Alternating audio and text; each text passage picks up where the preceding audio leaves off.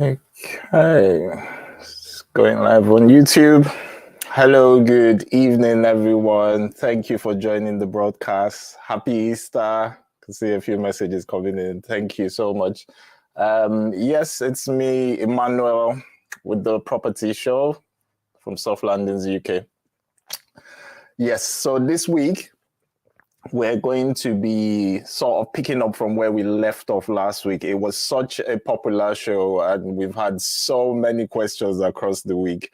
We thought we would give you a few more things to be looking at because obviously we don't want 2,000 people all going for the same thing and then missing out on anything else. You could be looking at other sorts of jobs. So just for the amount of response we've gotten, we thought it would be a good one to put a few more things out there for you guys.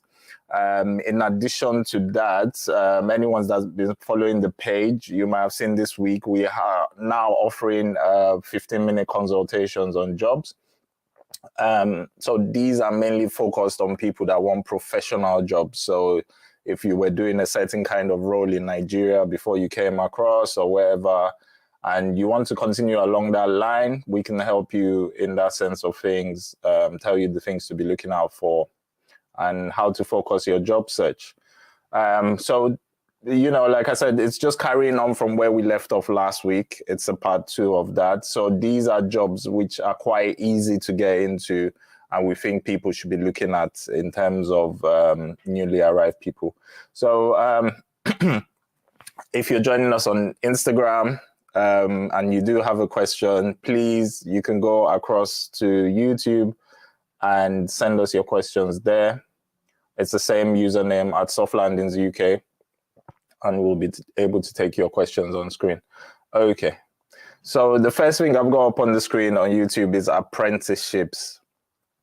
Now, when you say apprenticeship, people generally think, you know, for young people, or it's like in Nigeria, what an apprenticeship means is not totally different, but in the sense of how it's carried out and how it's organized, it is totally different.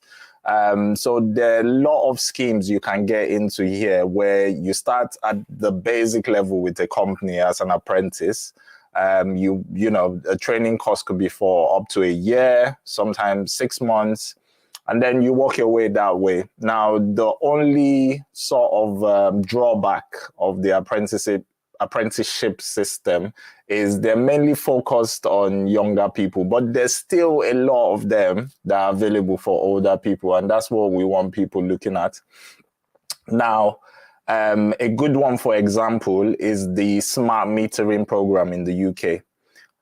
All energy companies are sort of fitting smart meters in customers' premises. So it's this big program that has been going on for the last sort of 7 to 10 years where they're switching people's meters, so their gas and electric meter. And all the energy companies, they offer apprenticeships. So, you know, British Gas, Eon, N-Power, you know, whatever name they're going under now, they all offer apprenticeships. So you can start with any of these companies. They will train you up, everything you need to know within a year, and then you get a full-time job with them at the end. Even during the apprenticeship, you are still working full-time, but obviously you might be on a lower wage. So that's the only drawback of that system. But it's still a very viable option. You know, it could bring you a whole new career path where you were not thinking about before. And it's certainly one to bear in mind. So when you do these job searches and you go on universal job search, like we've been talking about, which everyone should be using now. If you are following this channel, you should know about universal job search. Indeed, total jobs, as well as looking for normal jobs in like customer service, retail, and that sort of thing. Searching apprenticeships. See what's available there. See if it's something that interests you. I mean, the only thing I would say, don't go for an apprenticeship if you think it will be something, oh, I just want to try it for 2 or 3 months and then I'll look for something else. So it's something you have to give a bit of thought and consideration and say, okay, they're going to train me to fit meters. Do I want to be doing that for the next 3 to 5 years? Because with some companies like British Gas, if they do train you up, you have to stay with them for 3 years. So there's a bit of similarity with the Nigerian system where, you know, a mechanic or someone trains up a boy and then, you have to serve them for a certain period of time. It's called a bond here. So you generally sign a bond, and it's for them to recover the amount of effort they've put into training you. Now, I've spoken about this in the past on this channel. People that know, I have worked for British Gas, which is the largest sort of energy provider in the UK. Most homes are powered electric and gas by British Gas. And I got into it to become an engineer just through an apprenticeship as well. This was close to 10 years ago now. But I know they still offer them, and I know a lot of other companies offer them. British Telecom, BT, Virgin Media, all these sort of companies, you can get an apprenticeship with them. They'll train you up within a year, and then you can get a very good job, which pays a decent wage.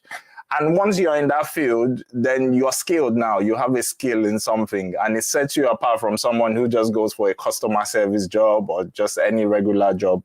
You would never be out of work in that sense. You can learn how to fit fiber optic cables. You can learn how to fit internet stuff. And these are transferable skills. I mean, you could go back to Nigeria at the end of the day and set up your own internet company. Who knows where this could take you? So very, very good option people should be looking at is apprenticeships.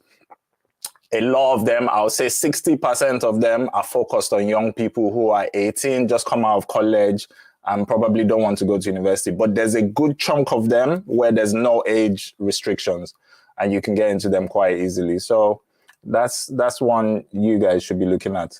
Okay, so we're going to move on quickly to a few more. Sales jobs. So there are quite a few sales jobs. If you've been searching for jobs, you might have been coming across a few of these in your search. Now, on the one hand, it's one of the jobs we want to tell people to go for. But on this channel, I will always give you the truth of matters, and I would always discuss things in detail with you to show you the pros and cons. And then you can make a more informed choice. You can actually make a choice that is very informed, not just going into something willy-nilly.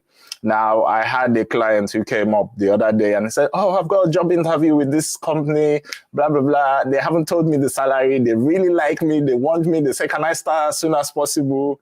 This, that. Before he finished talking, I said, is it a sales job? And he was like, yeah, sales. I said, okay. Because we've been here long and we've experienced all these sort of things. Now, there's a ton of sales jobs out there.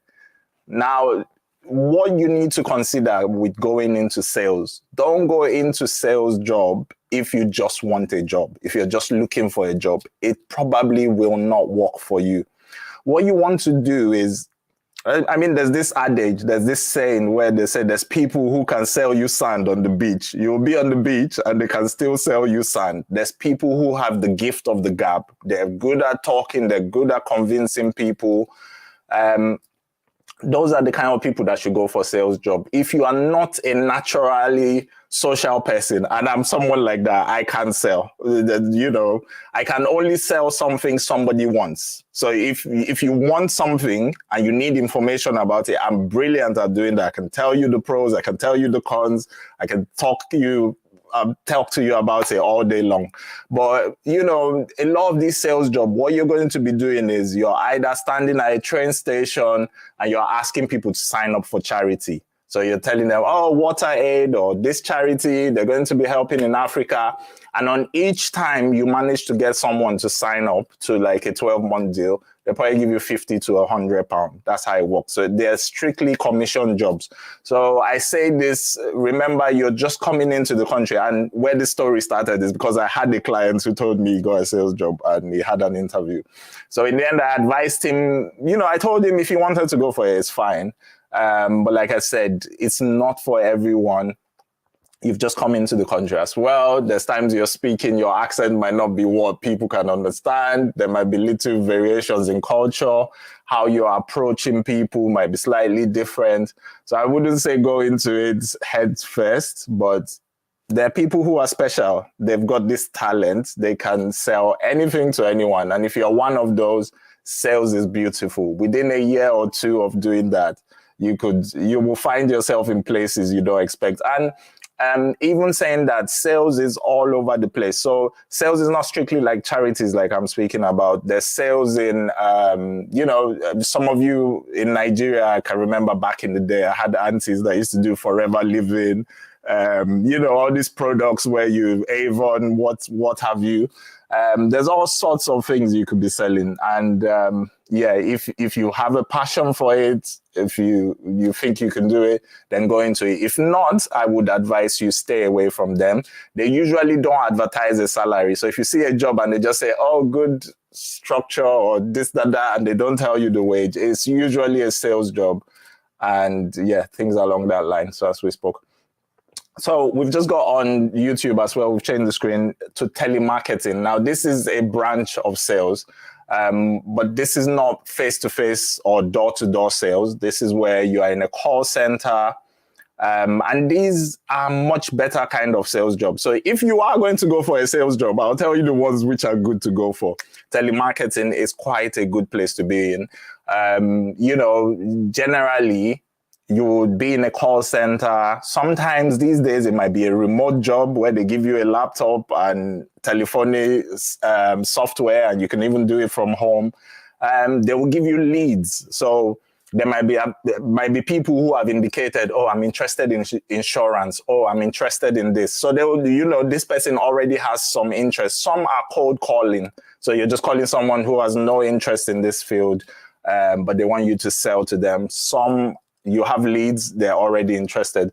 So those are the branches of sales you should look at if you really want to get into it. Telemarketing is really good.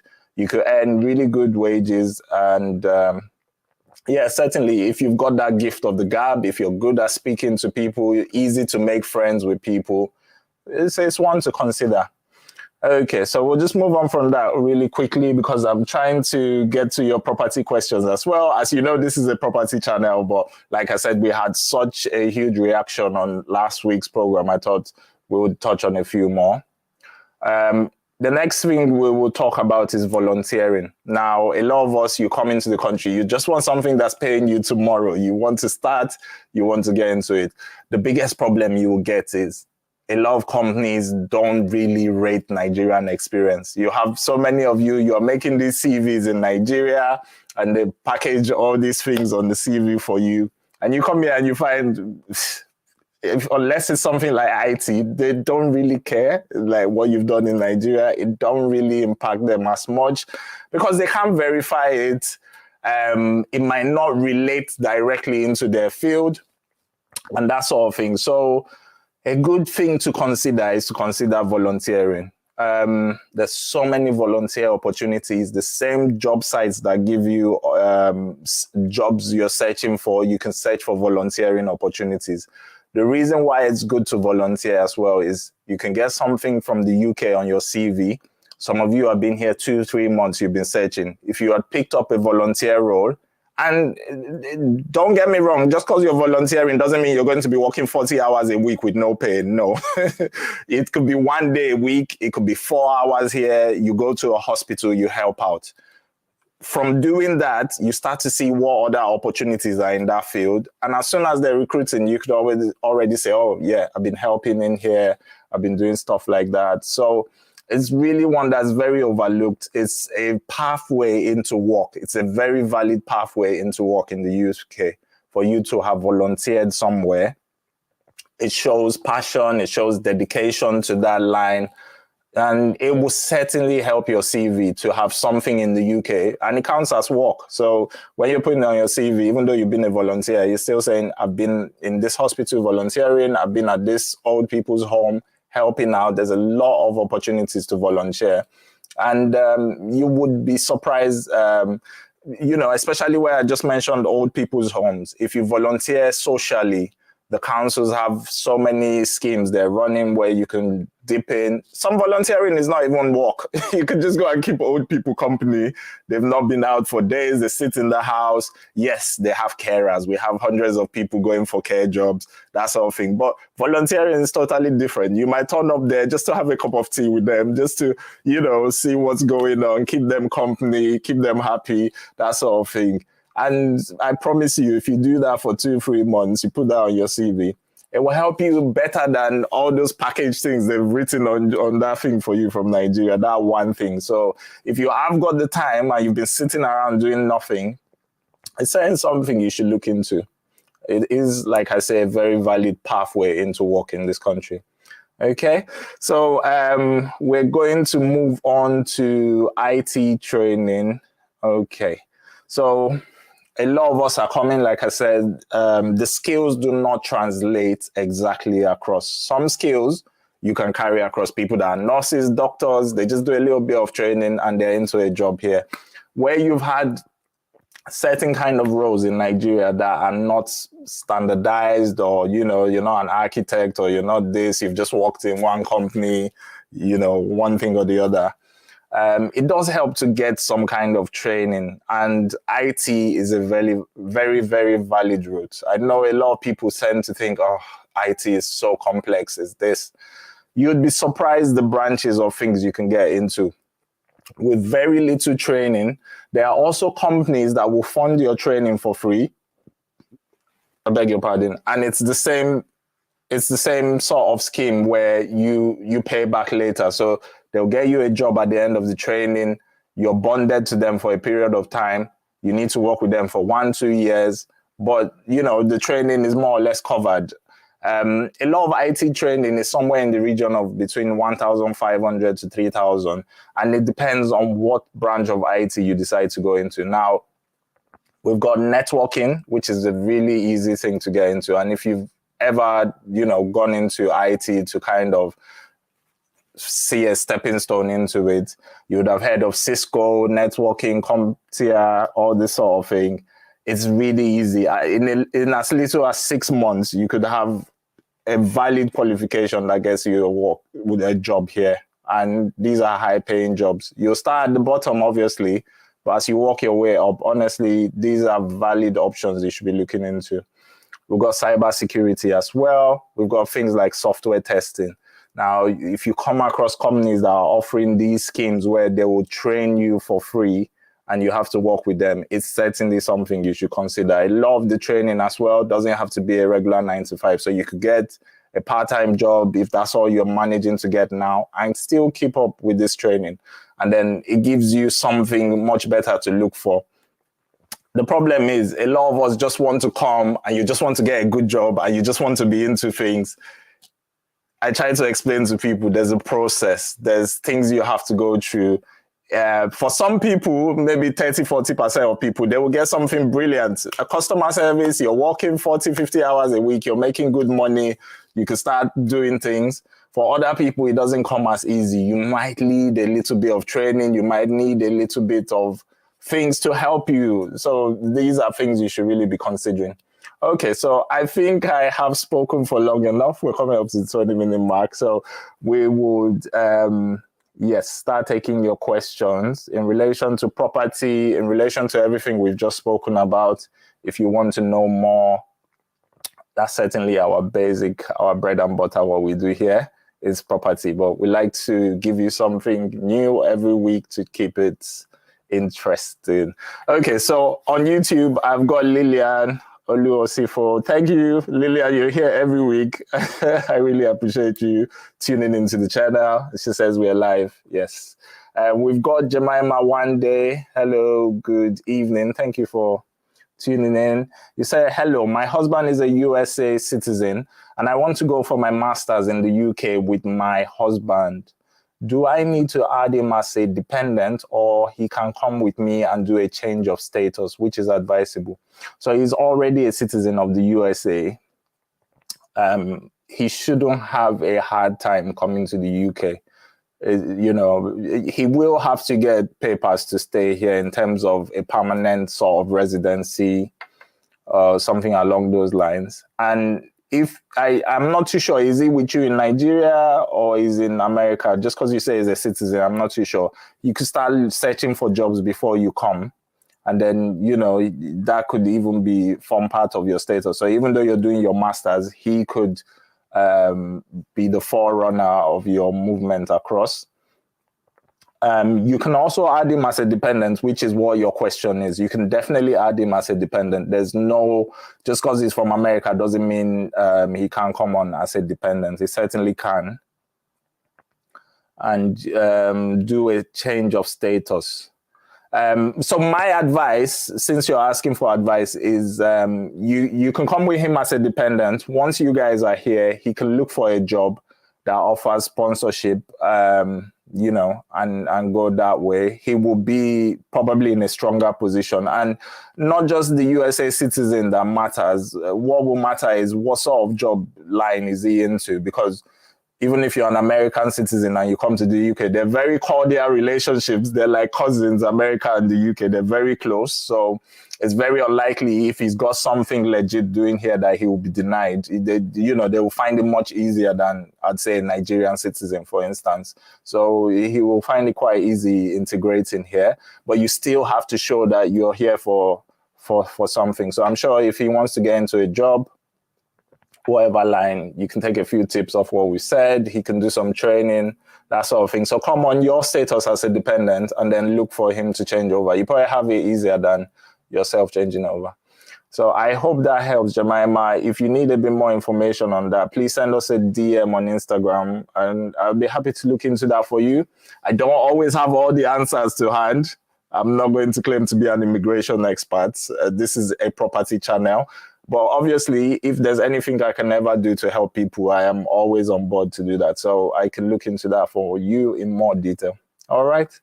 Okay, so we've got Damola Oyadina. Hello, thank you so much for joining. I hope you're still there. I think a few of these questions were sent like 10 minutes ago. So hello, what's the best and cheapest shelter to go for as soon as I arrive in the UK? Is it Airbnb, hotel, or shelter? Okay. So are you coming alone? When you say shelter, that should be your last option. Shelters are for homeless people.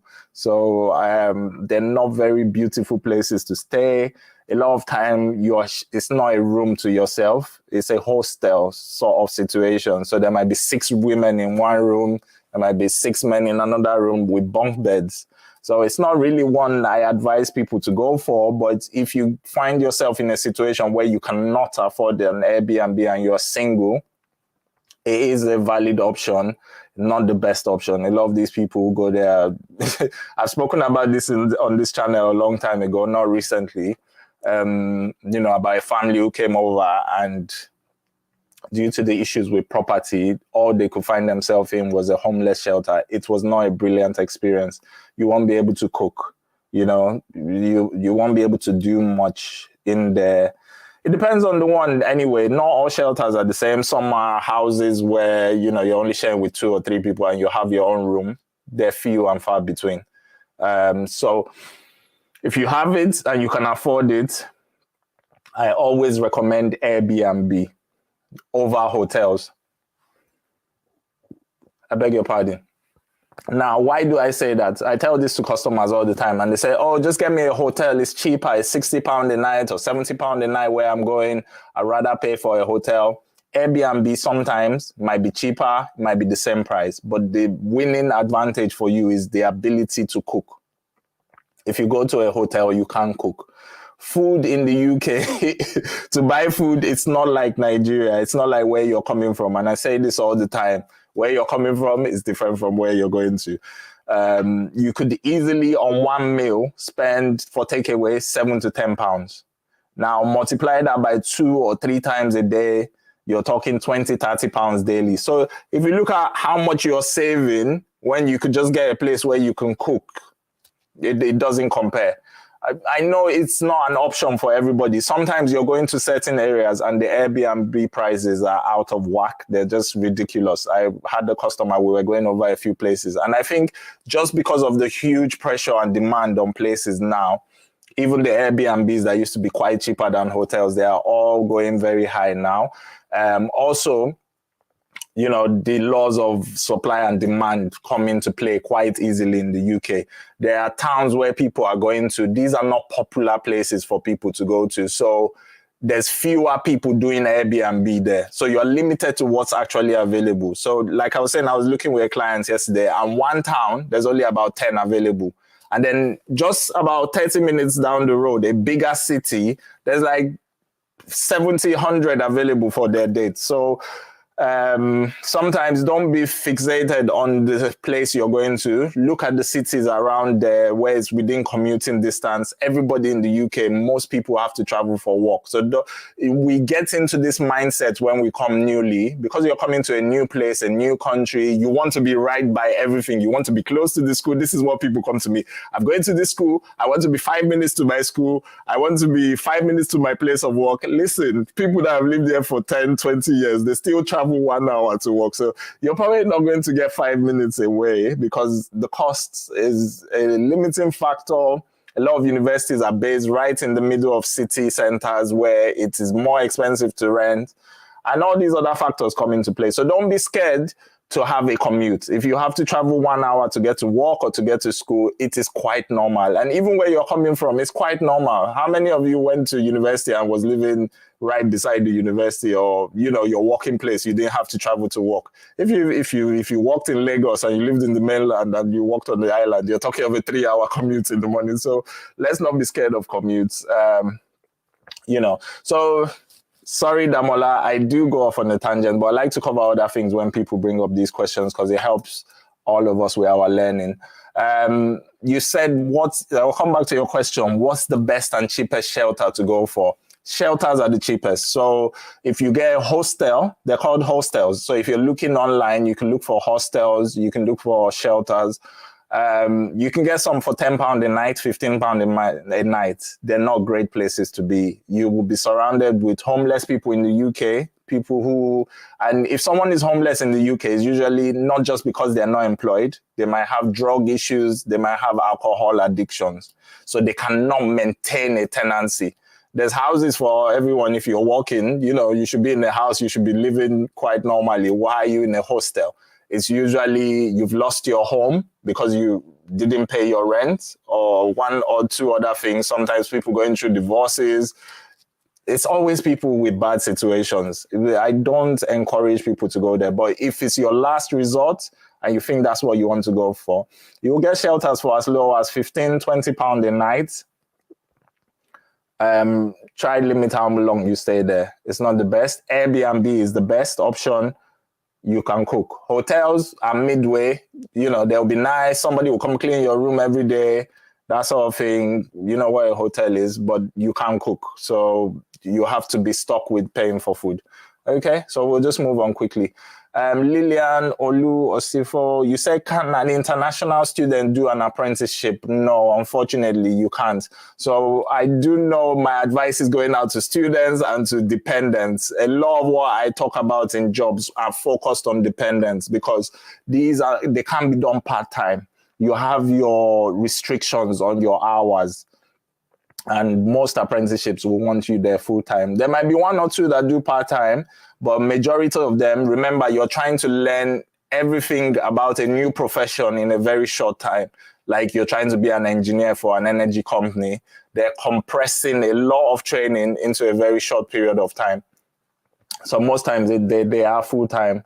So, I think for students, a lot of what we covered last week and in the last show will work much better for you, because you can do it around studies, but not this show, unfortunately. And Lillian, you've come with another question. Apprenticeships paid? Yes. So apprenticeships in the UK have to be paid. They're not paid very great. So like the scheme I was telling you, for the personal scheme I know about for energy companies, the full-time salary is about £28,000 a year when you are qualified. But during your period of qualification, your pay goes up 2 or 3 times. So when you start, for the first 3 months, they will pay you about half of the full-time salary. So about £14,000 a year, which is very low. But it's just for 3 months. They're just seeing if you're going to stay with them. They don't want to put too much money into it yet. And there's a qualification you do after the 3 months part. After you pass that, then your pay goes up to about 3/4 of the full pay. So you'll be on 20K by then, something like 18, 20,000. And then after a year, you go up to the full wage once you pass finally. So it's based on how you pass the grades. Every apprenticeship is different. I'm only talking about the one I know specifically for energy companies. There's other sort of apprenticeships available, but they don't pay great. So if you're going into an apprenticeship, you know, if you've come as a dependent of someone, you know, of a student or of a care worker, and your wife is doing care and you're the husband, you have to think about it carefully. Is this something you are willing to do for the next few years? You have to give that 1 year or 9 months of hard labor, not hard labor, but learning and not getting paid as much. But then, you know, you're still getting a paycheck every month. They're still paying you about £1,000 every month, 1,000 something. So it's not, you're just nothing. But yeah, you're not going into it about the money at the start. You're looking at the end result, at the end goal. And after about a year, you will start to earn. And then by the time you're in that sector, you can work overtime, you can do extra hours, you can work shifts. So then it starts to open up doors, but you have to do that first commitment. That's what apprenticeships are. Okay. Damola, you've come back and said it's short-let, not shelter. Okay, you scared me there. You see, I went talking about shelters for so long. No, yes, short-lets are Airbnbs. They're the same thing. So when you say Airbnb short-let, is basically you're saying the same thing. So yes, hotels, Airbnb short-lets, I would say always go for a short-let or an Airbnb because you can cook. That's the advantage for people coming from Nigeria, the ability to be able to cook your own food. I can't tell you how many people have stayed in hotels for 2 months. And imagine just having burgers every day. The clients who complained to me about this was like, the children's stomach were getting upset because they're not used to the food here. There's a lot of cheese. You know, a lot of us don't realize in Nigeria that we might be lactose intolerant. Like you cannot take the amount of cheesy food here and food based on cow milk, fresh milk, cream. You know, you go buy spaghetti and it's full of cream, all these sort of things. It's food we may not be used to. Some people are, you know, some people love all the foodies. The foodies, they go to all the restaurants, but not all of us are. So the ability to cook your own food, and I'm sure most of us come in, you've packed 2 full suitcases full of food stuff. So you want to be able to cook that food. So if you can get into an Airbnb, it is my recommendation over hotels, but I'm aware not everybody can. So if a hotel is cheaper in your instance, yeah, but don't let it be the only factor you're thinking about in terms of money, because if you're in the hotel, you'll still spend money on food. Okay, so we'll just move on from that. We've got Iyanda Ridwan. Thank you for joining. First time I've seen you on this channel, so I do appreciate you being here. Hello, good evening. I currently work at a fintech here in Nigeria as a user success advisor. My question, is it possible to get the same job in the UK relating to my job experience? Okay. It's very specific when you say user success advisor. You would have to find out what does that translate to over here, fintech. So you're, you know, in a finance company or the tech side of things. Is that customer service? Are you actually doing stuff in IT? You know, and what exactly, what branch of IT is that? So are you into cybersecurity? Are you into you know, you say user success advisor. So I'm sorry, it's not a role I've heard of here, but I'm sure it translates over to something here. So it might be customer service side of things if you're dealing with the users.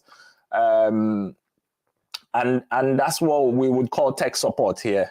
You know, if someone called a bank and they had issues, and maybe they had to do, you know, a refund or some money went somewhere. I don't know if that's what you do. I'm just guessing off what you've told me, but I hope I'm onto the right track. Send me more details, or we can talk in the DMs later. You can send me something and I can give you a lot more information on that. But if you're in fintech, you're in a great place to be.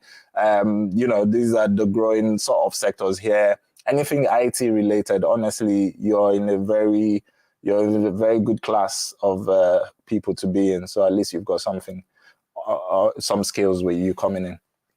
Okay, so if you are on Instagram, kindly follow the link to our YouTube on the bio, on the DM, on our bio, sorry, on the link on our bio. And you can send us a message on YouTube there. You can join the live stream there. I will take your messages on Instagram. It's just we have a few coming in on YouTube. We tend to prioritize this. So if you do have one, please just switch across to YouTube and I'll be able to take your question much faster. Okay, so I've got Kehinde Yusuf, and you said hello. Hello, Kehinde, nice to meet you. Hello, what type or kinds of work would you recommend for apprenticeship? So I think I've been speaking about engineering apprenticeships for the last few minutes. So that would be a very good one to go for. As well, there are apprenticeships in all sorts of fields. So, I mean, don't start from the field and think, okay, this is the kind of work I want, so I'm going to look for an apprenticeship in this job. As opposed to that, go on the websites, on the job sites, and just check for what apprenticeships are available. And then it will open your eyes to things you are not expecting. An apprenticeship is you stepping into a new world, into something you're not used to, into a whole new discipline and learning everything from the ground up. So I wouldn't say, oh, look for an apprenticeship in this or in that. I think you will limit yourself so much. There might be nobody doing an apprenticeship in that. So rather, I think you're going from the other way around. And it would be good if I could tell you 10 apprenticeships you could do now. Unfortunately, I didn't do that much research. I can only tell you about my personal experience with energy companies. And I can tell you that was brilliant. You know, they fast track you into a job. You know, in less than a year, you're doing things you never imagined you'd be doing. You become so technical on certain things. And yeah, so just go on any job site, search for apprenticeships. Just do that. Search for apprenticeships, see what it brings out, see the criteria. I could tell you go for an apprenticeship in this field, and then they only want people who are 18 years old. So you see, you will kind of get yourself stuck in a niche. I can't really recommend jobs. So that's your question. I couldn't recommend jobs, but what I can recommend is search for apprenticeships. Just put apprenticeships in the city you're looking for. So say you are on Indeed now, just do apprenticeships in London. If it was me, that's what I would do. London apprenticeships, see what comes up. Go through them, read the job descriptions, see if it's something you like. They will not, with apprenticeships, they normally tell you quite a lot in the job description because they want to see if it's something that interests you. And yeah, you could never, you would run into things you're not really expecting. And those are places where once they're offering apprenticeships, it means there's a lot of vacancies in that field. They want people in there. We have a ton of people coming from Nigeria, not knowing where they are going. Why not consider a new line? Why not consider something you were never thinking of doing? And you might just get skills in something you never really expected. Okay, so I hope that helps, Kehinde. Let's do it from that way down instead of the other way up. Okay, we've got Sharon Ilunamien. Thank you, Sharon. First time I've seen you in here. Thank you for joining. You said, please, do you help someone with a nursing apprenticeship job? I don't help with any jobs personally. This channel is a property channel, but we do give you related advice to things we know you are going to be your issue. We're called Softlandings UK. So we want to give you a soft landing. We don't want you sitting down without a job for 6 months. So if we can help in some sort of way, we will help. I have people who we work with who are job experts. And if you fill the form on our bio, it gives you a 15-minute free consultation on jobs. And someone can talk to you in detail about nursing apprenticeships. We don't have jobs. We don't give jobs. We're not a job agency. So I don't have no jobs at all to give anyone. I'm sorry to say that. But we don't have any jobs. But we'll tell you how to get into the job. We will help you interview training techniques, things you should be looking for, things you're not yet switched on to. And that's what we do. So, you know, nursing is not a job you would probably get an apprenticeship as well. If I'm being factual with you, nursing is something you have to go to school with. I don't think they can train you just off the street to suddenly, you know, within 1 year become a nurse. You know, there's some part of schooling in there. And a lot of apprenticeships are hand in hand with college. So you'll be in college, and then you'll be going to the workplace as well. So maybe it's 3 days in college.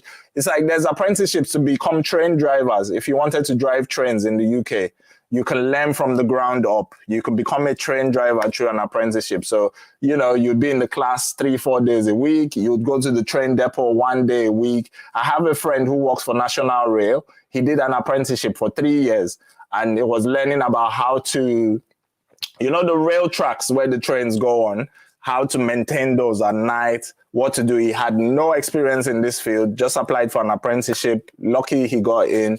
And they trained him to the extent he can go and work in any country now. If he decides to go to America, they've got trains there. If he wants to go to China, Japan, he could get a job there. So that's my point about apprenticeships. It gives you lifelong skills. It gives you skills you can even take away from the UK when you leave. You know, Nigeria is coming up in the trade industry. Who knows where that leads to? So, yeah, I mean, we don't have apprenticeship jobs, Sharon. I don't know if you want to rephrase that question. I'm not too sure what you're asking us for, but we don't have jobs. We don't do jobs, but we can put you on to the route into nursing if that's what you want. If you want to learn how to go into nursing and what are the options for you, send us a message in the DMs and we can help with that side of things. So we got Shankar Hansda. You say hello. Hi, Shankar. Thank you for joining the stream. Okay, and then we've got Yanda. Okay, so this is a follow-up on your earlier question where you have asked about fintech and being a user success advisor. You say it's customer service support. Okay, so that is beautiful experience to put on your CV, by the way. If you work for a fintech, you will probably get a good job here. I beg your pardon. Working in customer service, you can certainly get something on those lines. So your question was, can you get the same job? You can. It might not be called user support, user success advisor. It will be called tech support, yeah? You know, where you're dealing with customers, but you're helping them with the technical side of things. You know, someone calls in, they block their PIN number on their card. They need someone to reset it. A lot of those sort of things here as well are not by phone call anymore. It can just be through the app. So you might be helping with app maintenance. You might be taking queries on apps. There's people who sit down, you know, it's like, oh, I've got a fault with this. You go on the app, you chat with the customer service and they're working on it there. So it might not necessarily be a phone role, but there's a whole world of opportunity you can go into. Just look for customer service, tech-related customer service, tech support jobs. I'm sure you'll be fine, Ianda. So, yeah. Shankar Hansda, you say hello, good night. Hello, good night. Thank you for joining. We've got Sharon again. Someone earning 20K a year as an apprentice, can him or her stay alone? You can certainly stay alone. The salary is quite low, so you might be looking at renting a house in a shared apartment. It might not be enough, depending on what part of the country you are. Rents vary. So in London, that's probably not enough to rent your own apartment. But when you say stay alone, do you mean staying alone in a house or being able to afford a house? You certainly can stay alone. There's no restrictions on that. It's just, you know, is that enough for you to rent your own place? You can get a room in a shared house. Some apprenticeships are, you know, they actually accommodate you. It depends on the company. It all depends on the company. Some will need you to be there 5-7 days a week. When I did an apprenticeship for 19 weeks, they paid for a hotel for us. Was it 19 weeks, 20 weeks? So for about 4 or 5 months, we were in the hotel and they paid every single night. So accommodation was out of the question. But where we did the apprenticeship was quite close to my house. So I used to drive home 1.5 hours every day. I didn't want to stay in the hotel. But some companies offer a hotel stay. If it's very far from where you live, let's say you're based in London and they're going to train you in Scotland, they will pay. That's part of the apprenticeship. They will pay for your accommodation to go up there. So if that's what you're worried about, depending on what apprenticeship you do get, it is certainly an option to stay alone or to get them to pay for your accommodation. Why not? So we got Karim Ayomikun. Hi, Karim. I do graphic design and my specialty is stationery design and flyers, especially. Any chance of me getting a graphic designer? Also, I have 10 years SEO experience. What are my chances of getting a job in the UK? I mean, you could be on sites like Fiverr right now and be working in the UK. A lot of my graphic design stuff I do for my channel and for other organizations I'm part of, I get people in Nigeria to do it for me. So look at fiverr.com. It's Fiver, fiverr.com. And you can start offering your skills up there now. And there's many other websites like that where people want logos, they want elements of graphic design, they want stuff like that. And they just go there, they contract someone for a one-off job. So if you're not already on there, you're missing a trick. You should certainly be on there. I hope that helps, Karim. And even for SEO, we've got a site called bark.com. So if you are an IT specialist, if you do websites, that sort of thing, make sure you get registered on Bark. So that's B-A-R-K, Bark. And if people here want to design a website for cheap, they go there, they put in their requirements, different companies will bid, and individuals will say, okay, I can do it for this price, I can do it for that price. So you can start working, beg your pardon, freelance already. You can start doing freelance work. You don't have to wait for a company to employ you. When you've got such skills, if you're really good at graphic design, put some examples of your work on there, put watermarks on there. People will certainly patronize you. Okay, I hope that helps you, Karim. Okpayemi Ogunkwade, please, I need jobs for students. Now, Okpayemi, if you look at our show from last week, the live show we did, a lot of what we covered in part 1 of this job show is transferable quite easily for students. So those are the things you need to be looking at. I'll give you a quick hint of what we went over last week. So we spoke about security jobs. We spoke about food delivery jobs, parcel delivery, Amazon Flex. We spoke about temporary jobs in retail and leisure. We covered temporary job apps. You should have like Flex, Couple, and Stint. Yeah. So if you want to listen in detail, I'm not going to go all over part 1 again because it's on the channel. So all you need to do is just look for last week's live broadcast, and we've condensed that as well. So everything we spoke about is going to be on the channel this week in a shorter video. So you don't have to watch the whole live broadcast. It will be condensed down to about 10, 15 minutes. Okay, so I hope that helps, Okpayemi. Just go have a look at last week's one and you're covered. A lot of that is for students. So we got Sharon Ilunamien. You said I meant consultation. Okay, so I don't... Okay, so you've sent 2 messages before. I'm not too sure which you're referring to when you say you meant consultation. Was it in regards to someone earning 20K a year as an apprentice? Can they stay alone, or a nursing apprenticeship job? I meant consultation. Is that a consultation with me? If you need to speak to me specially, yes, we're certainly available for consultations. I'm not too sure what this refers to. So yeah, send us a message, Sharon. We can get into more detail. Additional Aziz, hello, good evening. Please, how can I get an SIA license from Nigeria? That's a good question. You can't. So it's off the table. You can't do it when you're in Nigeria, unfortunately. I have so many people coming to me. They want to be ahead of the game, and I like that spirit. I like it when you are, you know, raring to go. You want to get it, but you can't. First of all, the SIA training is done in a classroom here, so you have to be present for the training, and there's an exam at the end of the training you take, which they have to physically see you take the exam and know you didn't cheat on the test. So that's one limiting factor. Another thing is about your addresses. It's not something, when you do your disclosure and barring checks, so DBS checks have to be done to get SIA. And I spoke about this a lot last week.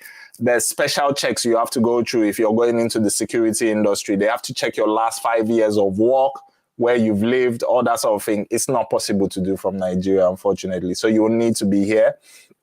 The reason we spoke about SIA is there are some costs involved. There's a cost to doing the course and the exam. There's a cost to applying for the license, and there's a cost for your DBS. So we want people prepared for all of that cost, so that you don't just think and come, oh, I'm going to get a security job. So if you're ahead of the game, you would be setting aside about £500 for all of those costs. And as soon as you come, it could take up to 6 weeks for your badge to come, because it takes 1 week for the test. You have to do your DBS. Your DBS might take 3 weeks to come back. And then when you get the DBS, you can apply for your badge. So all in all, it's not something you can get started from Nigeria, unfortunately. But that's a really good question, because I'm sure a lot of people have been thinking along those lines. Okay, so we've got Sharon again. Shared apartments. Yes, I meant, is that enough to rent like a shared apartment? Yes, 20,000 is enough to rent a shared apartment. Most shared apartment, depending on where you are in the country, will range from £400 a month all the way up to £800 a month. So somewhere in that bracket. But it's certainly enough to rent a room in a shared apartment. All right.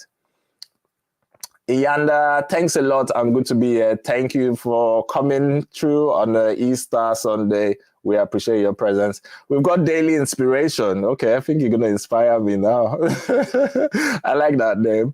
Hello, good evening. Thanks for joining. You say after the apprentice program, for when you get the job, do they offer sponsorship? Now, if you're looking for sponsorship, an apprenticeship is probably not the way to go. It would be better for, and that's if you are a student, I think you want sponsorship. And somebody asked that question earlier.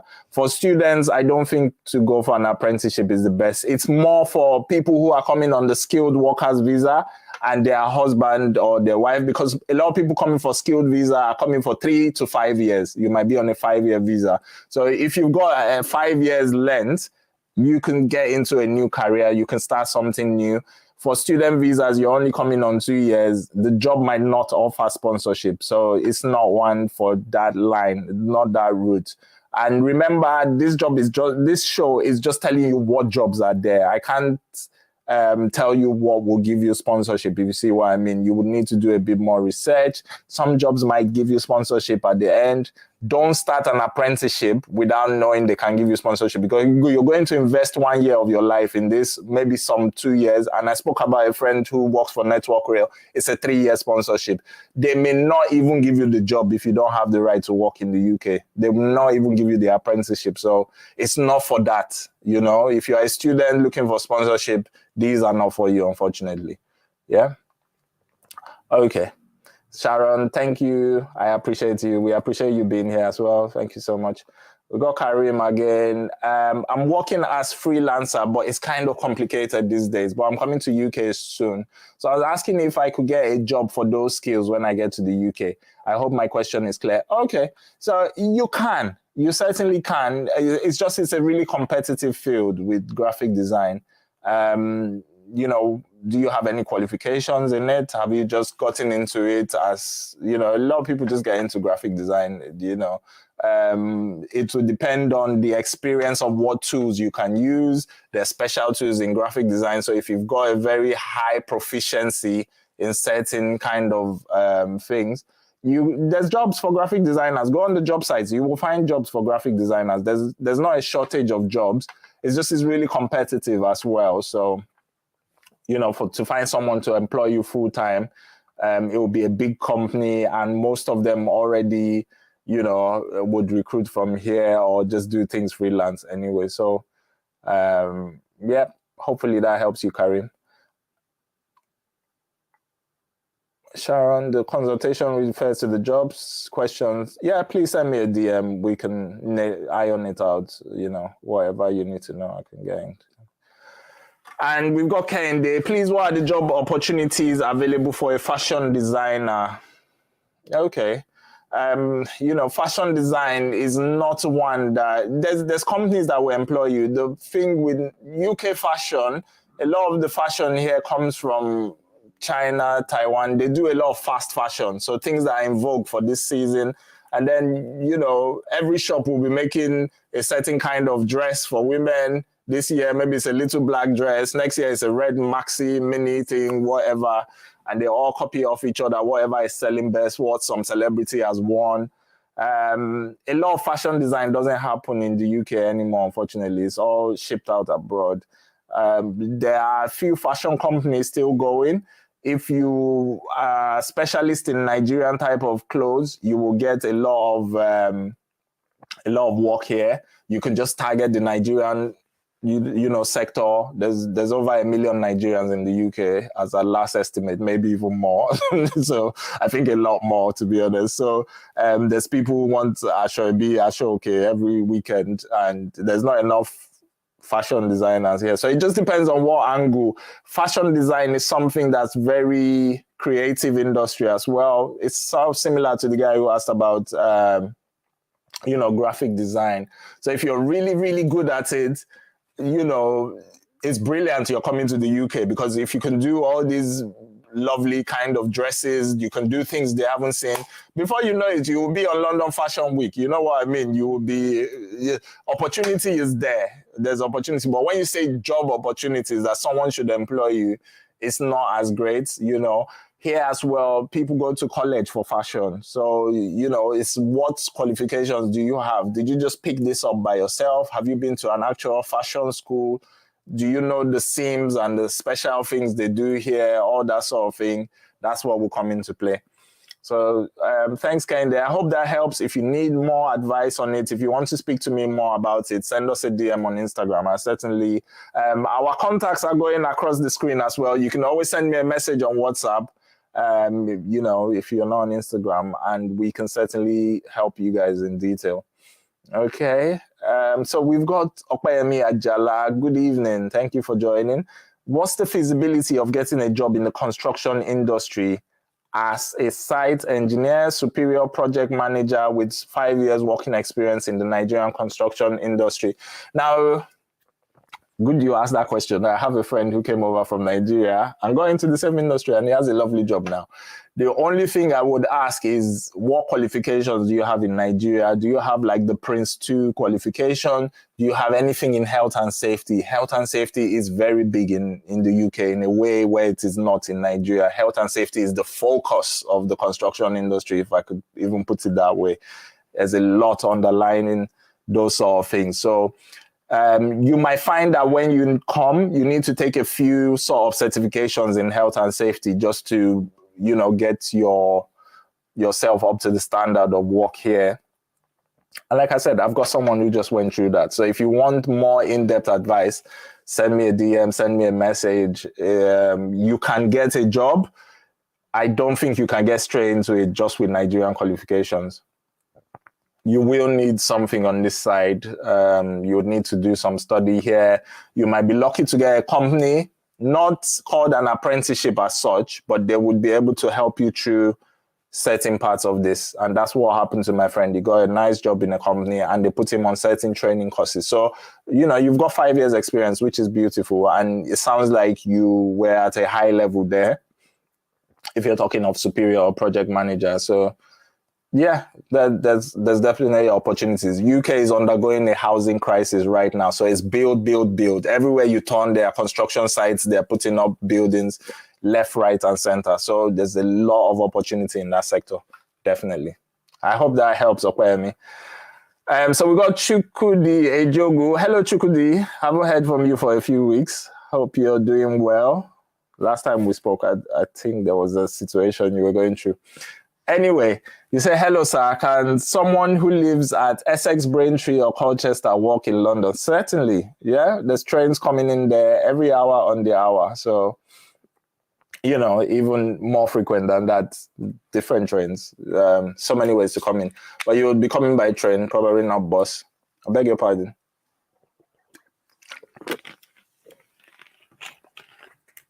But yeah, Chikudi, you could certainly commute. All of those commutes you've mentioned, Essex, Braintree, or Colchester, will take you about an hour to get into London. So it's certainly very possible. I know a lot of people who live in those locations and work in London.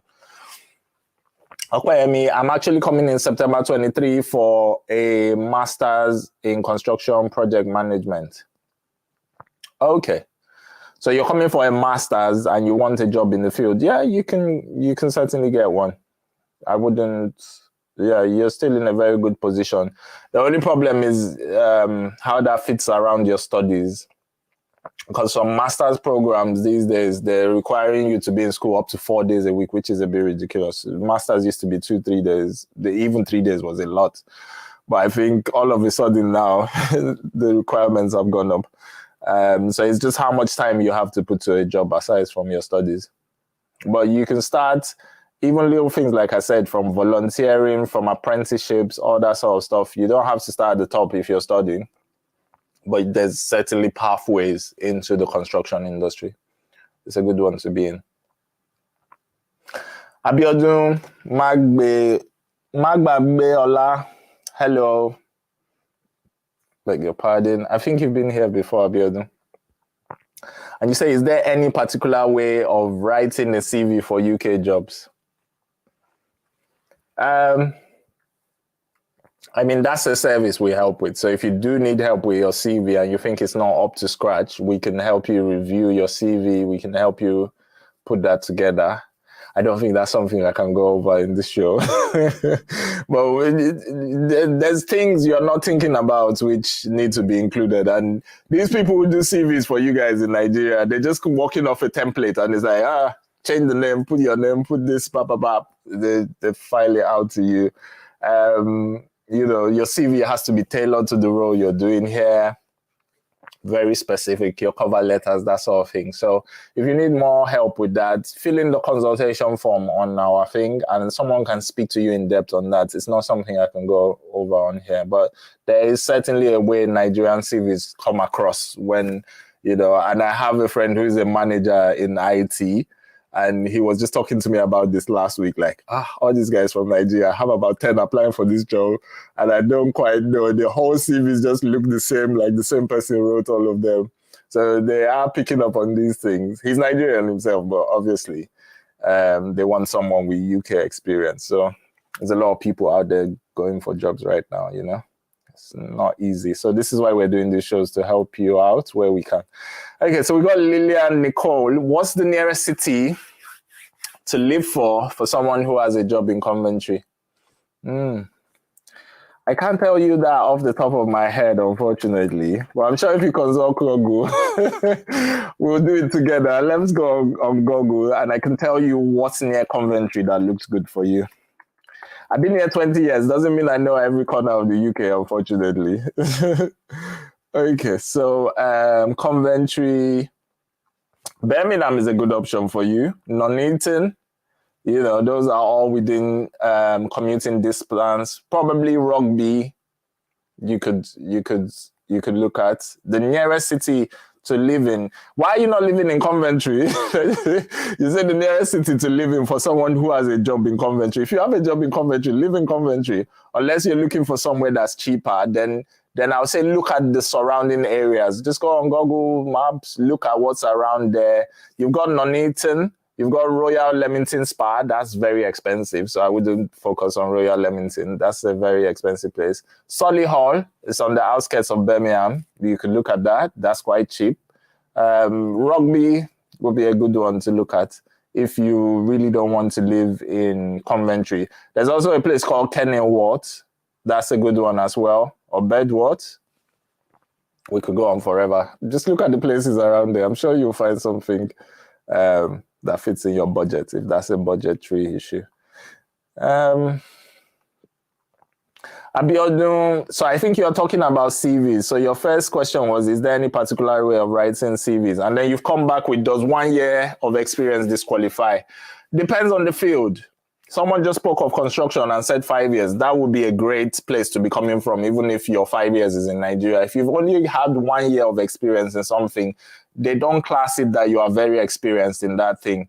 You have to have done 3 years in a sector for anyone to start thinking, okay, he or she has done it for quite a while. They know what they're talking about. 1 year is the level of an apprentice, you've just gone through the basics. So it depends on your field. What does 1 year experience mean in your field? That sort of thing. So I'm going to switch over to Instagram. We haven't forgotten about you guys on Insta. But if you can put your message through YouTube, we'll be getting to it so much faster.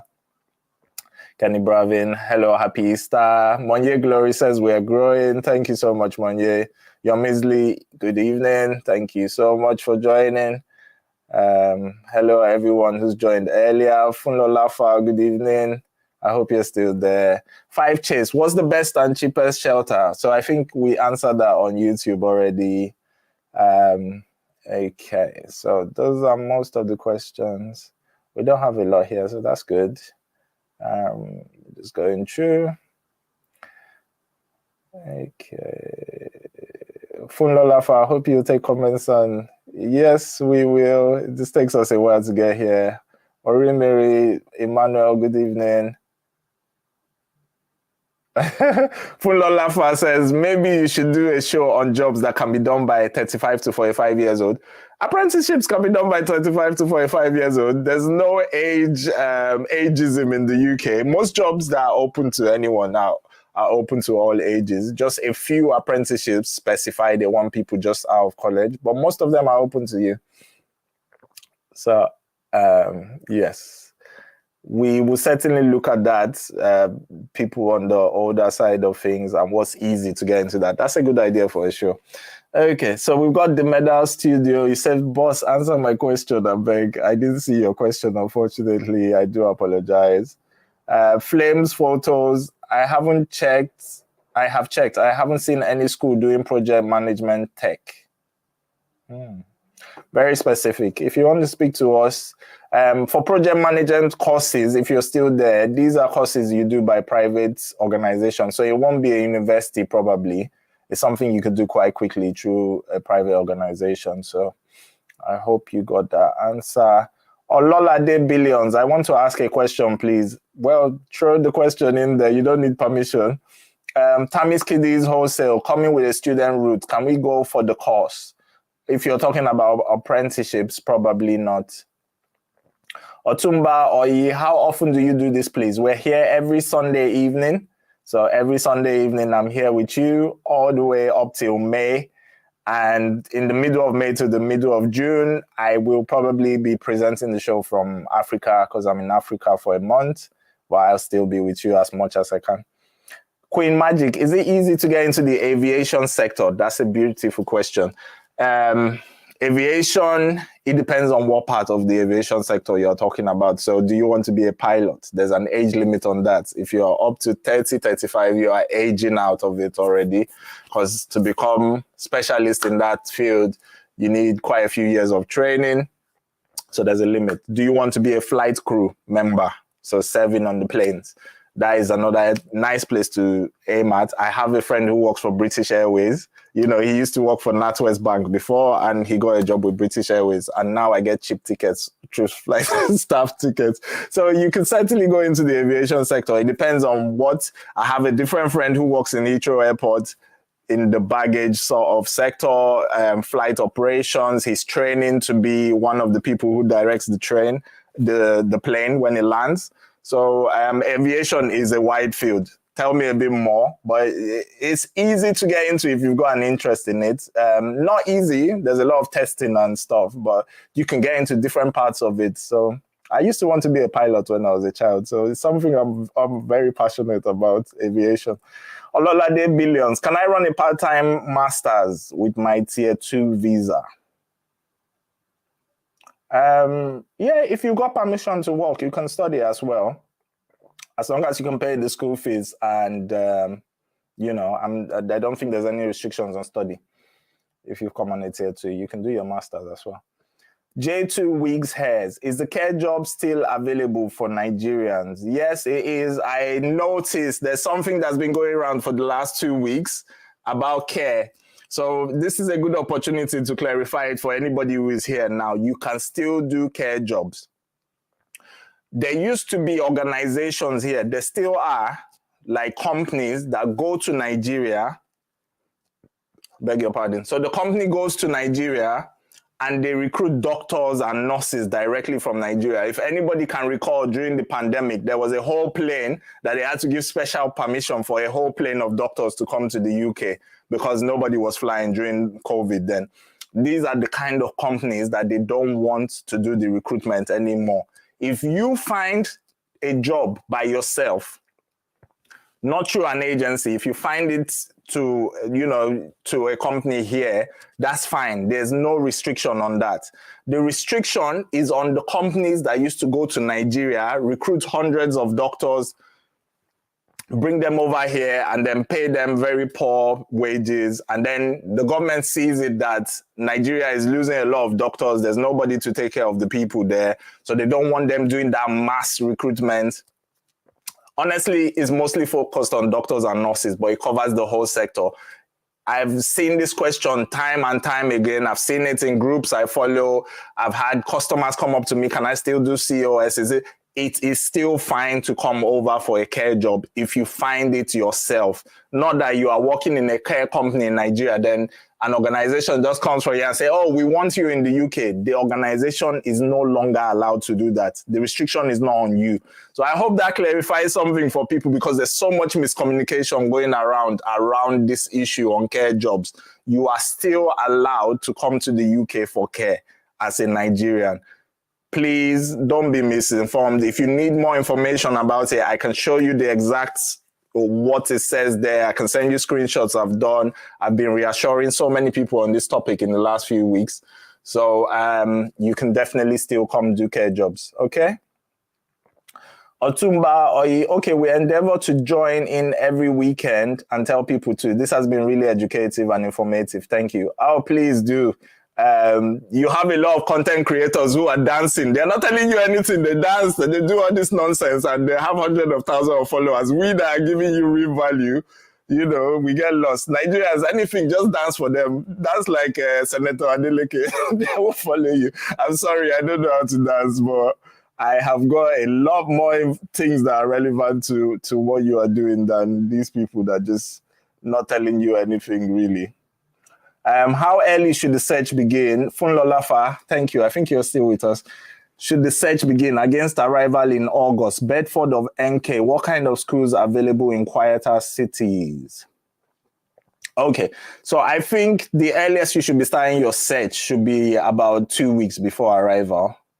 Maximum a month if you want to really be ahead of the game, but 2 weeks, because you soon run into issues with your right to rent is not being completed. So even if someone wants to go ahead with a tenancy for you, you don't have the right to rent documents. That needs to be filled with your biometric, which you get on arrival. So there's only so early you can go ahead. So yeah, 2 weeks is what I'd recommend. And then if appointments are booked in for you, as soon as you land, you can start viewing those places within a week or 2 weeks. Bedford or Milton Keynes, yes. Milton Keynes is very high demand. So, you know, someone could book an appointment for you to view a place next week, and by next week, the place is gone because there's about 20 people lining up to see that place. So there's only so early you can start. It's just futile. You're booking the viewings, they're gone before you get there. So you need to kind of be on the ground. Beg your pardon. What kind of schools are available in quieter cities? Quite good schools. So we did a show on schools the other week. The best schools are rated. There's an Ofsted website called Ofsted. There's an organization, it's called Ofsted, and they rate all schools in the UK, must come under one rating. Can either be outstanding, it can be good, it could be improving or needs improvement, or it could be, you know, it's just not up to standard. So those are the 4 scales, you know, bad. I won't call it bad, but yeah, definitely out of the question. So any of the first 2 or 3 are kind of fine. But yeah, I can't tell you every single school, but if you send me a message, if you want me to look specifically for that, I can help with that. We've got Jenkins Rocks on Insta. Is it Nigerians that have been blacklisted for sponsorship to UK? No. So if you heard me just a few minutes ago, Nigerians are not blacklisted. Please, it's the organizations that come from the UK to recruit from Nigeria, because we had a lot of job agencies here, shall I say. They go directly to Nigeria, they recruit. You might have seen some of their offices, you know, places in Nigeria, they are agents. They recruit doctors, nurses, healthcare, and they bring them there. They sponsor everything. They do accommodation for you. They do all these things. They get you a card. Those are not allowed. If you get your own COS by yourself, by contacting yourself, not that they came to you. You understand? It's not they came to you, you came to them, which is what most people are doing. You are fine. I've had so much confusion about this. So you are fine, Jenkins Rocks. If you've got a COS you're processing, if you need information about COS, contact us. We can help you out with that as well. So we got Queen Magic. I'm an experienced cabin crew coming as a dependent, and I would like to continue in that field. Yes, definitely, there's jobs in that field. We have a lot of airlines here. We've got the big airlines like British Airways, Virgin, you know, all those sort of stuff. You've got American Airlines. You've got airlines from Asia, Europe. In fact, there's more opportunities here in this country than in Nigeria for that field, because you know, a lot of those companies, even though they fly to these other countries, they like some cabin crew to be based in the UK if they have a lot of operations coming out from here. So they don't, even if it's like Cathay Pacific, they're, you know, based in Hong Kong or somewhere, they're still going to need British resident cabin crew because sometimes, you know, they'll, you know, just swapping over. So they won't take all their recruitment from there. And that's what you will find with that sector. Like I said, I've got a friend who works in the sector. So if you need information, I have a lot of information on that for you. Get in contact with us in the DMs. We'll certainly be able to help you with that. There's budget airlines as well, like I was saying. So we've got these cheaper airlines that do Europe and, you know, they do same day turnaround. Like they'll go to Germany, come back the same day, maybe even twice, you know, quick. Those ones you can get quite quickly, like, especially with your experience, you would be quite good. There's a lot of testing, there's a lot of exams. But I'm sure someone who's already been in the air, you know all about air safety, you know all about all this sort of stuff. So you'll be fine. There's a lot more opportunity here. Honestly, how many airlines are there in Nigeria compared to here? You got hundreds here, so you'll be fine. 606 Tracy, what's the chance of getting a job as a legal practitioner in the UK? Okay, so I did study 1 year of law. I'm sure it's going to get to a point on this channel. People will start asking, is there anything you haven't done? I have been around the block. When you talk of anything, and this is the experience we're trying to bring out to people. I did study 1 year of law before I went into IT. The biggest problem, and why I left law, was you can only practice in the UK with UK law. And it's the same if you've been in Nigeria practicing law, when you come here, the laws are all different. So you're going to have to study again. You cannot just get into a job straight away. You might be able to get something as a paralegal, but honestly, it's going to be so difficult. They will want some form of UK crossover qualification to show that you've learned something about the system here, because it's totally, I mean, Nigerian law is a bit derivative from UK law. Like, you know, it's like the mother of all parliaments. It's one of the first places law started here. And if you study law here, they always refer to UK law, American law, and sometimes Australia. But because you're coming from Nigeria, it's the other way around. If you were in the UK, you studied here and you went to Nigeria, you'll do a 1 year course and then you could, you know, switch over to that side. Here it's kind of similar, but you will need some study. The chances of going straight into a job are very slim, if I can put it that way. So each country has its own laws, and everything you've done in Nigeria, they'll just see it as irrelevant to their system here. But obviously you can learn. I beg your pardon. We've spoken about apprenticeships today. Law is one where you can get in at that level. I have a friend who was a soldier. He went to Iraq. He was deployed in 2007. After the war and everything, he came back to the UK. He got into a law firm, and they don't call them apprenticeships. I'll look up exactly what it's called for you if you send me a message later. You can get into a law firm where you start at the bottom, work your way up if you're really interested in that field. And it's similar to an apprenticeship. And before you know it, you'll be qualified. So, okay, Real Olaide is making friends here with Queen Magic. Don't worry, I'm starting a Telegram group quite soon. So where you guys have, you want to make friends, anything related to accommodation, you want to find people to share with, we're going to be starting a Telegram group quite soon. And then even landlords can come in there and advertise rooms and properties. So that's something we're working on, hoping to bring that to you sometime next week. Yes, Full Olafa says, please don't dance, keep spitting fans. Yes, I believe in the end we will overcome. It's not about the dancing creators. Like, honestly, I look on their sites and then they'll say, oh, there's this one job somewhere. And then you will look at the comments. Everybody will say, the link is not working. This is not that. I was like, okay, you've 200,000 people have followed this person. What is he giving you apart from dancing? And I don't mean to be mean. I just mean, I think we're looking in the wrong places for the information we need. Don't be caught up by all these fanciful things. You're relocating. It's not like going from Lagos to Abuja. It's not like going from one state. You are actually moving, uprooting a whole life and starting the whole life over. You need realistic information. You need things that will actually help you. Not dancing people. Fahrenheit Banks, I need more information about the care jobs. I just joined your page and it's very educating. Thank you. Okay, so I've spoken about it twice. I'm not going to do it a third time, but if you need something, please message me. But like I said, if you get an offer for a COS, don't be put off now. That information is not for you. It's targeted at the companies that come to recruit in Nigeria. It's not targeted at the people applying. So if you're in Nigeria and you're applying, you are still fine. Okay, so Ops Call, you're doing a great job. Well done. Thank you so much. I appreciate your presence here. We actually just crossed 5,000 followers this week. It made me so happy. So yes, we are building, we're growing, and we're hoping people spread the news about what we're doing here, giving realistic information. So thank you so much for being one of our new people on here. Moses Tamia, can one come through sponsorship and go for the apprenticeship courses? If you come through sponsorship, you've already got a job. So if you're saying there's not enough work in that field and you want to do that, yes, you probably can. You would have to see how it fits around your sponsorship. But it's possible. Okay, so I'm going to switch back to YouTube for a bit because I don't want anyone to feel neglected. And where did we stop here?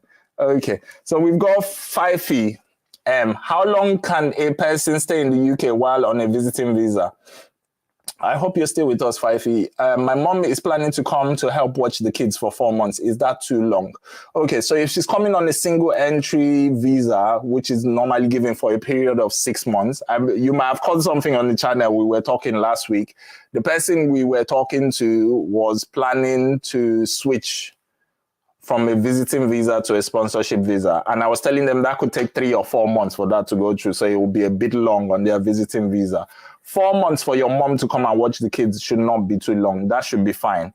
You want to be careful about your visa stay length because, you know, if she's been given a visa for the first time, usually when you apply, it depends on the reason you told them. So if you've told them that your mom is coming to watch the kids for 4 months, it's perfectly okay because that's what you told them. If, on the other hand, somebody applies for a visa and says, oh, I want to visit London for the first time. I want to see the sights. I want to see Big Ben. I want to see House of Parliament.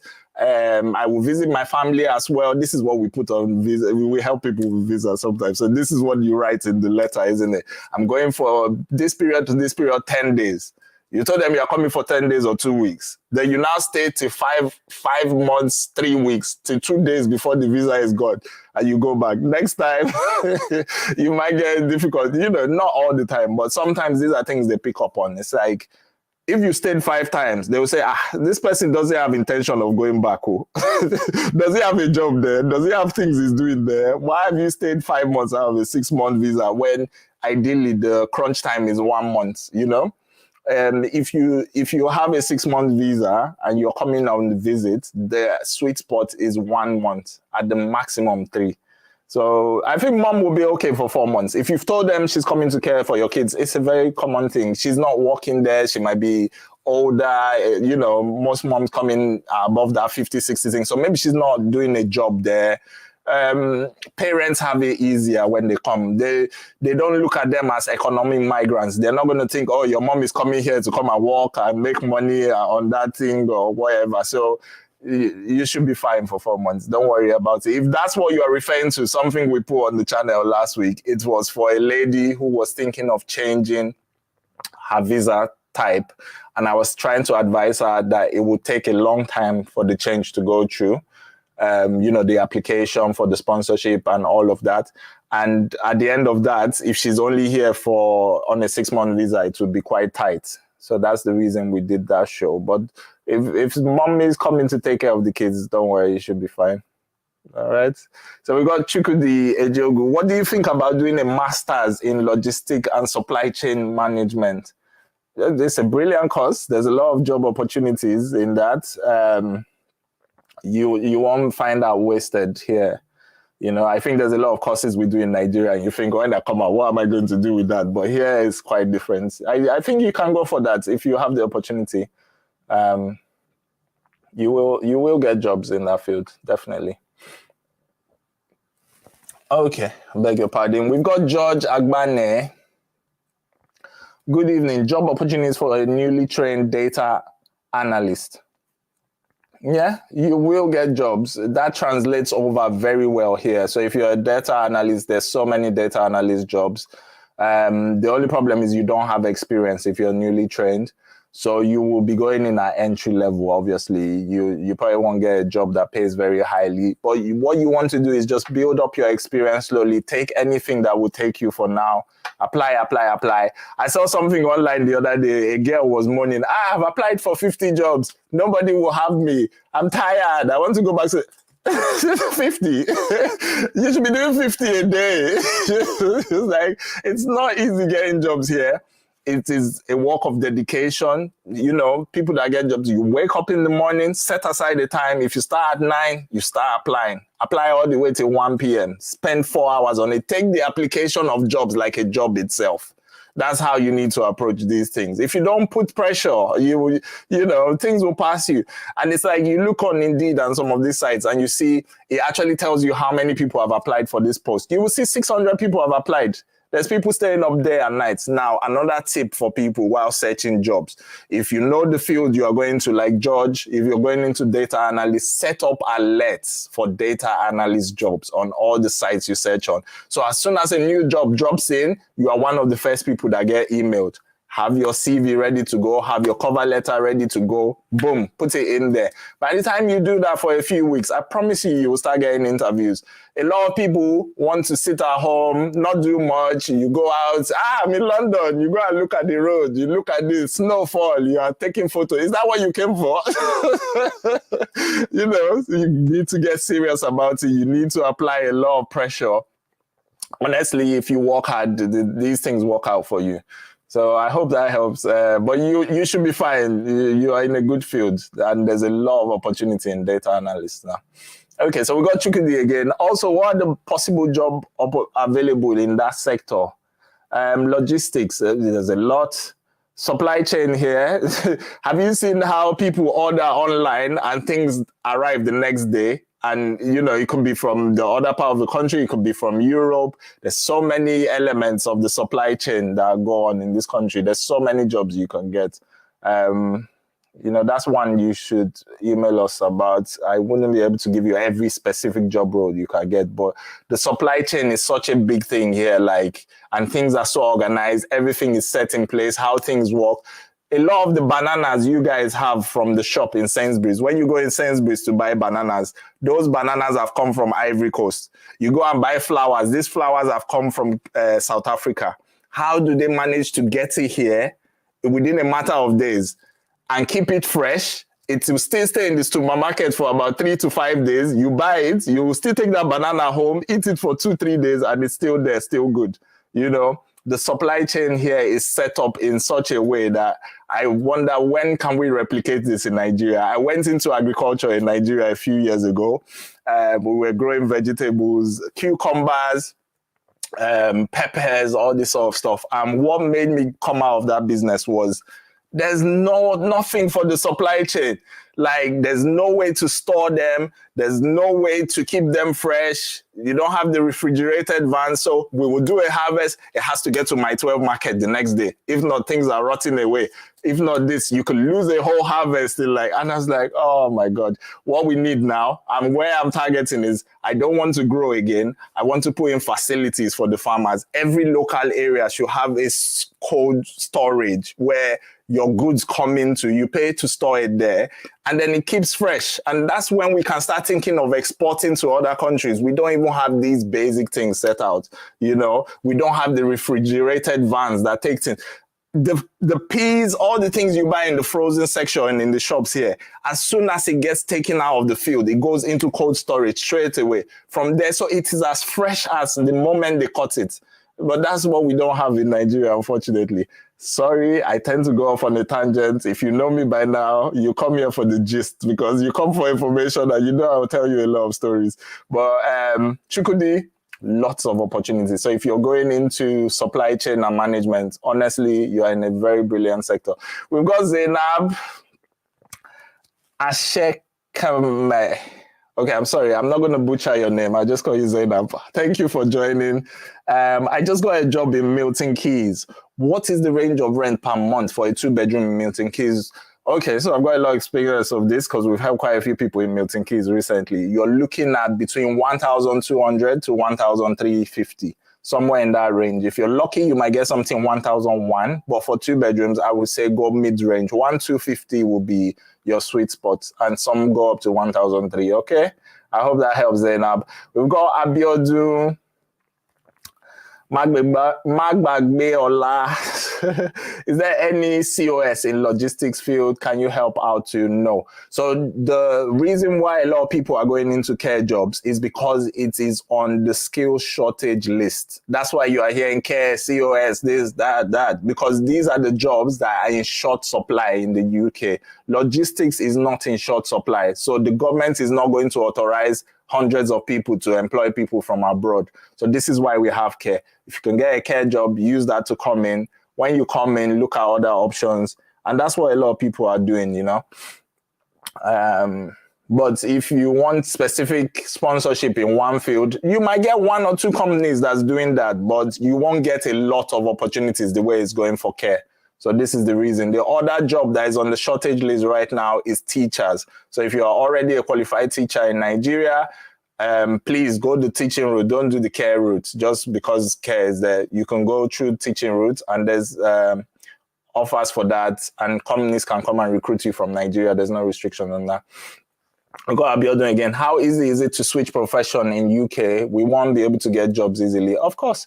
That's all we've been talking about today, how you start in a totally new field from what you were doing. You can start through an apprenticeship. You can start, you know, there's jobs you can get straight into, learn your way up. There's all sorts of ways to do it. So that's certainly possible. We've got Lillian Nicole. I asked for other options, finding nearest city in Coventry in case I get there and Coventry is expensive. I got an offer in Coventry. What is the cost estimate of living in a 2-bedroom for a family of 4? Okay. Okay, so that's fine. I think that's where I thought you were coming from as well, a financial side to things. Because yes, we have a lot of people where the places where they've gotten work is not quite cheap enough for them to live in. So we'll just give you a quick rundown of what 2 bedrooms cost in Coventry. So in Coventry, you're looking at between 750 to 950 a month for a 2-bedroom on average. Between 800 to 950. So if that's too much for you, you can certainly expand your search radius. And I get this all the time. People say, what town can I go to? Don't do it that way. Just go on the sites like Rightmove, wherever, search Coventry, put in a budget, and then if nothing comes in your budget within 2 miles or 3 miles, extend the range. Do 5 miles, do 10 miles, do 15 miles. So it will start searching wider areas, and then you will see what's affordable to you. Yeah, I hope that helps, Lillian. I hope you're still with us. 5 fee, use Google Maps to see cities nearer, then check Zoopla. Exactly, Rightmove. You see, this is why I need to create a community, because some of you have the answers for each other already. So thank you so much, 5 fee. Yes, thank you for your answer. Yes, thank you. Daniel Gift, hello, good evening. You've been here before. You're a regular. How's it going? If one is coming for an undergraduate course, will the person be able to work while schooling, which is not M.Sc? Yes, you still have 20 hours to work, M.Sc or B.Sc. As long as you're a student on an enrolled course, you can work for 20 hours. So you should be fine, Daniel, if someone's coming on that level. And we got Margaret Ejim. Most jobs specify the right to live and work in the UK.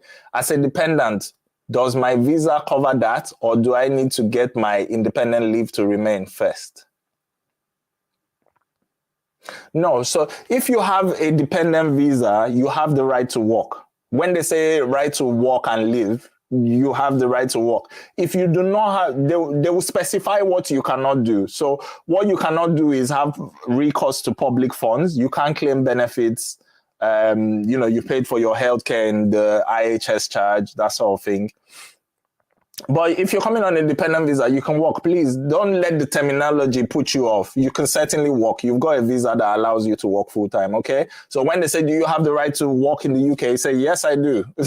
I'm on a dependent visa. You certainly have the right. So don't let the terminology throw you off. And that's what we do here. We start telling you the right terms, getting you into the system of things. Okay, so we got daily inspiration again. Thanks for staying with the broadcast. Do you help with accommodations in Belfast, and how much would a 2-bedroom in Belfast cost? So in Belfast, you're looking somewhere between 650 to about 900. It just depends on the part. The parts that are really cheap, 650, 700. The more expensive bits will be 850, 900. Just because I was searching for someone yesterday. We do help across the UK. Anywhere in the UK, we can help with accommodation. So if you want to send us a detailed request, certainly do that. I'm going to take a few from Instagram now. So we stopped at Fahrenheit Banks. Can I come in as a care worker and switch job for a professional one with my experiences? The job you switch to has to provide you sponsorship as well. But if you need more information about that, send me a DM. I can explain other routes around that for you. Jenkin Rocks, thank you so much. Thank you for staying with the broadcast. I was hoping you were still there for that answer. So thank you so much. We've got Ella Graham, or 3 Ella Graham. I am a banker in Nigeria, and I'm hoping to come study an M.Sc in project management. Do I have a chance to get a job in the banking industry after my studies? Yes, certainly. The thing with banking in the UK, it's not, I'm not going to put this in a bad way, but it's not as high value as it is in Nigeria. Nigeria, if you're a banker, you are in, you know what I mean? Here, banking is a good job, but the people at the bottom, they get basic wage. It's not as glamorous as it is in Nigeria. And then when you work your way up the chain, like a branch manager, like, you know, behind operations, you're doing something else, then you start to get into the juicy stuff. So it just depends on what your experience is in Nigeria. You can certainly get a really good job in that sector. I'm sure you'll be all right. And then if you're studying an M.Sc in it, you should certainly be okay. Okay, so we got Queen Magic. Most jobs specify. Okay, so I think I just answered you on YouTube. So I hope that's the same person. If not, you heard my answer. LC Okori, can you source for accommodation in Northern England? We certainly can. We do that every day of the week. Newcastle, you know, York, anywhere up north, we do all of the UK, any part of the UK. So we got Tammy's Kiddies Wholesales. After the M.Sc in international business, can one get a good job in the field? You probably can. You know, before Brexit, UK used to be the capital of the whole world. Like every major FTSE 500 company, even till now, will have a branch in the UK. So international business is what they're good at. You know, you could get so many kind of jobs along that line. Foreign companies, British companies, that sort of thing. It depends on what you specialize in. And international business is a wide topic. It covers quite a lot of things. So we've got SE Top 1. How can I get mathematics teacher job? Beg your pardon. Though I did computer science in school, maths is passion for the past 7 years. So you will need a relevant teaching qualification. You will also need to show experience as a teacher. So you can't just get a sponsorship under the teaching program just from passion, unfortunately. You say you did computer science in school. What do you teach now? If you want to get a teaching job, they will not recruit you with no experience. If you are here already, as a dependent, you can go for teacher training. That is another, you know, we are talking about apprenticeships today, and that just brings me on to something. If you want to go into teaching, there's a lot of help from the UK government because a lot of people don't want to be teachers here. So, you know, they will cover your training. They will cover a lot for you during the training period. So if you've already come as a dependent of a student or a dependent of a skilled worker and you think, okay, I like teaching, please, anybody on this broadcast now, this is a job we didn't cover earlier, and I'm sure I'll put this in the final cut, in the condensed video. Teaching is a beautiful job to go into here. So if you are already here, you are looking for work, and you are thinking about apprenticeships, what can I do that they will train me? go for teaching. Honestly, there's a lot of support for it from the UK government. They will pay, they will give you bursaries when you are there. They will give you money to spend. There's all these offers they will be throwing at you. And they've been trying to encourage teachers for years and years, up to the point now they are ready to recruit teachers from other countries. So if you are here as a dependent, here as, a skilled worker dependent, and you're looking for a change of career, something you can get into, men, women, go for teaching. Honestly, thank you for raising that SC top one. I don't think of everything, you see. I like to feel I know everything, but not quite. Essential OG. The weather makes it fresh as well. No, but I think essential OG, you are talking about what I was talking about a few minutes ago in terms of farming in Africa.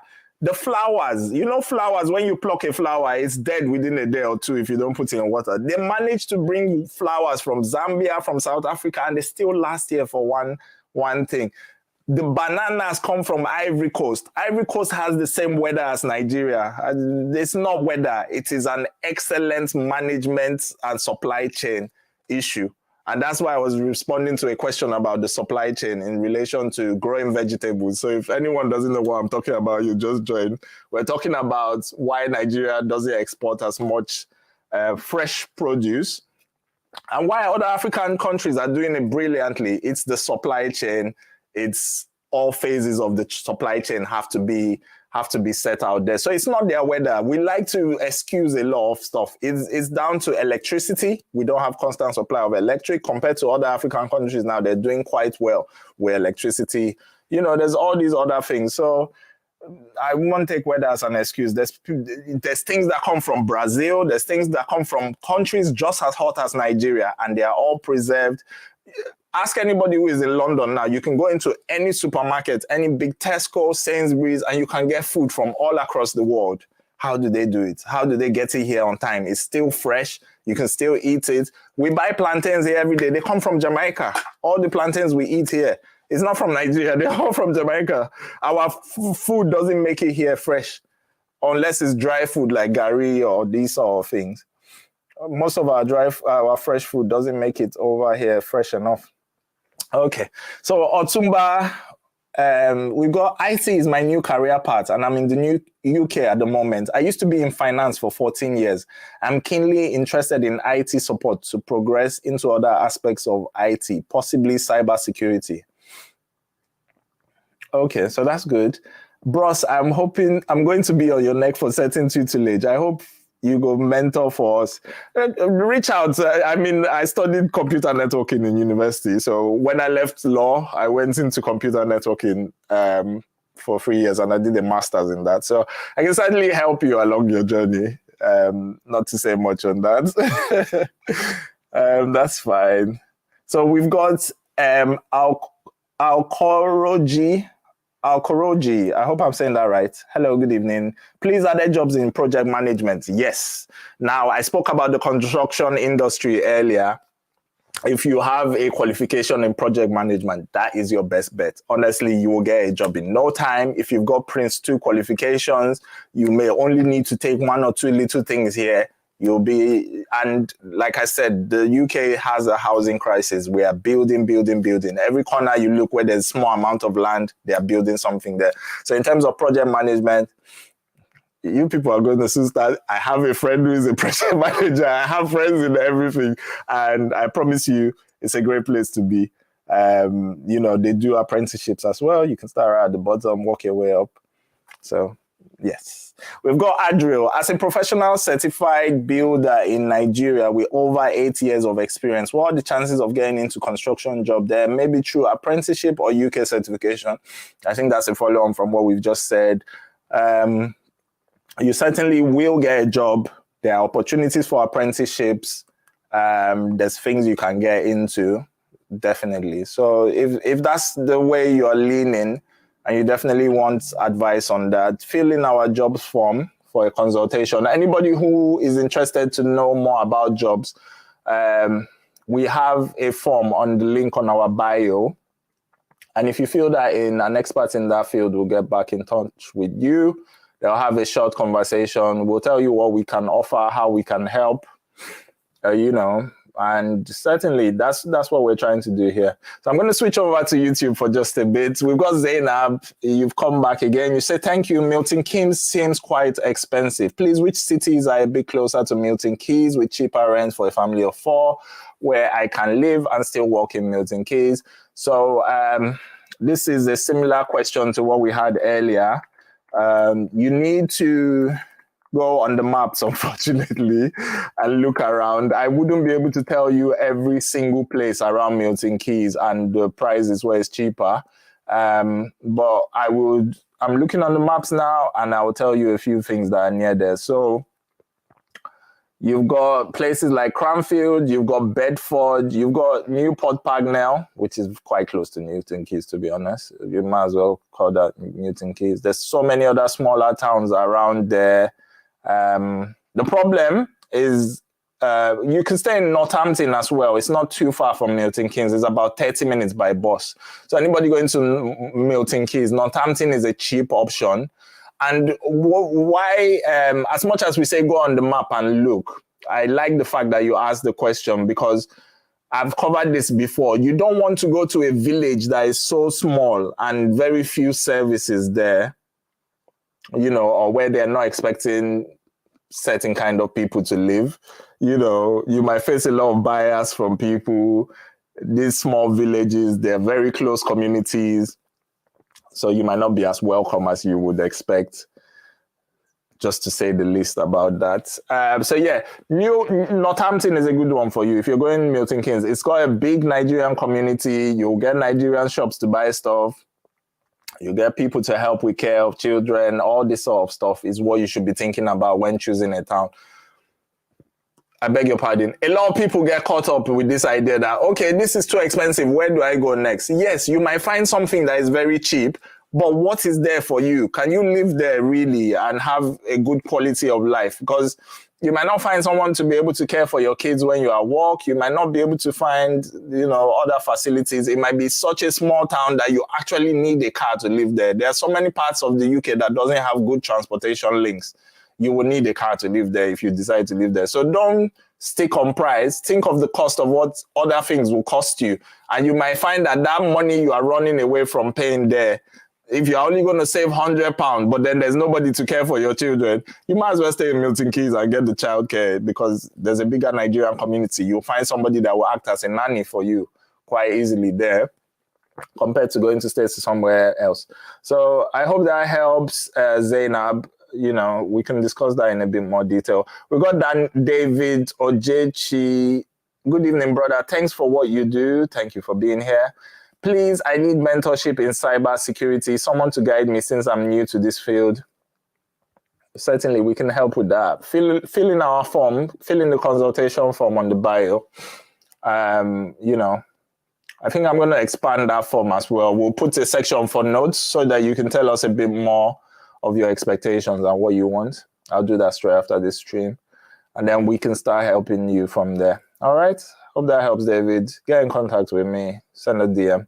Forever there, taking notes. I knew when that comment came in. Yeah, definitely. I'm learning a lot through these sessions as well. David is back again. Are there apprenticeships in cybersecurity? Possibly. But the thing with IT, a lot of it is based on training that you already have, skills you can acquire yourself. So if you can pay for a course, you will speed things up. Instead of waiting like, oh, who will give me apprenticeship? If you can pay for a course, that's 1,500. And then you have a qualification at the end that's, you know, instead of looking like everybody else, you're suddenly on the next level. It's like, okay, I can tailor my search into this direction. There's a lot of things for me in this direction. If you come with nothing and just say, oh, I want cybersecurity, it's like, yeah, you're just a man off the street. You know what I mean? IT is one. You will get some apprenticeships in IT, but they're not a lot. And because it's so accessible nowadays, you see, like when we're talking about engineering at the beginning of the show, not everybody can just wake up and go and train to be you know, like a smart meter engineer. You need to be with a company that does it, so you got the practical experience. So you will find a lot of apprenticeship in that field, because you can study for it by yourself, but it's not as accessible. With IT is very accessible. There's hundreds, thousands of courses you can take yourself. So they will expect you to have done a bit of legwork to show that you actually have interest in this before someone is investing 10,000 in you. At least have the basic 2 or 3 things you can do by yourself. Gives you quite some advantage in that field. Okay, so we got Daniel there as well. What if I want to stay with you for a little while just to balance up? Oh, you're welcome. I do Airbnb as well. I host Nigerians. So if you're coming to London, tell me your dates. I might be able to host you. You know, we host people as well. We've got a few Airbnbs around, and these are people we end up with close relationships with. So we've got Moses Tamia on Insta. I hope you're still with us. I have neglected you guys for a bit. What's the duration of apprenticeship course, and can one get a job after the course? So the way apprenticeships run, you'll be doing an apprenticeship with a company most times, and they will recruit you straight into the job from there. As soon as you start the apprenticeship, it is you are in the job, but you need to pass some exams to be fully qualified and to go on to the next salary pay scale.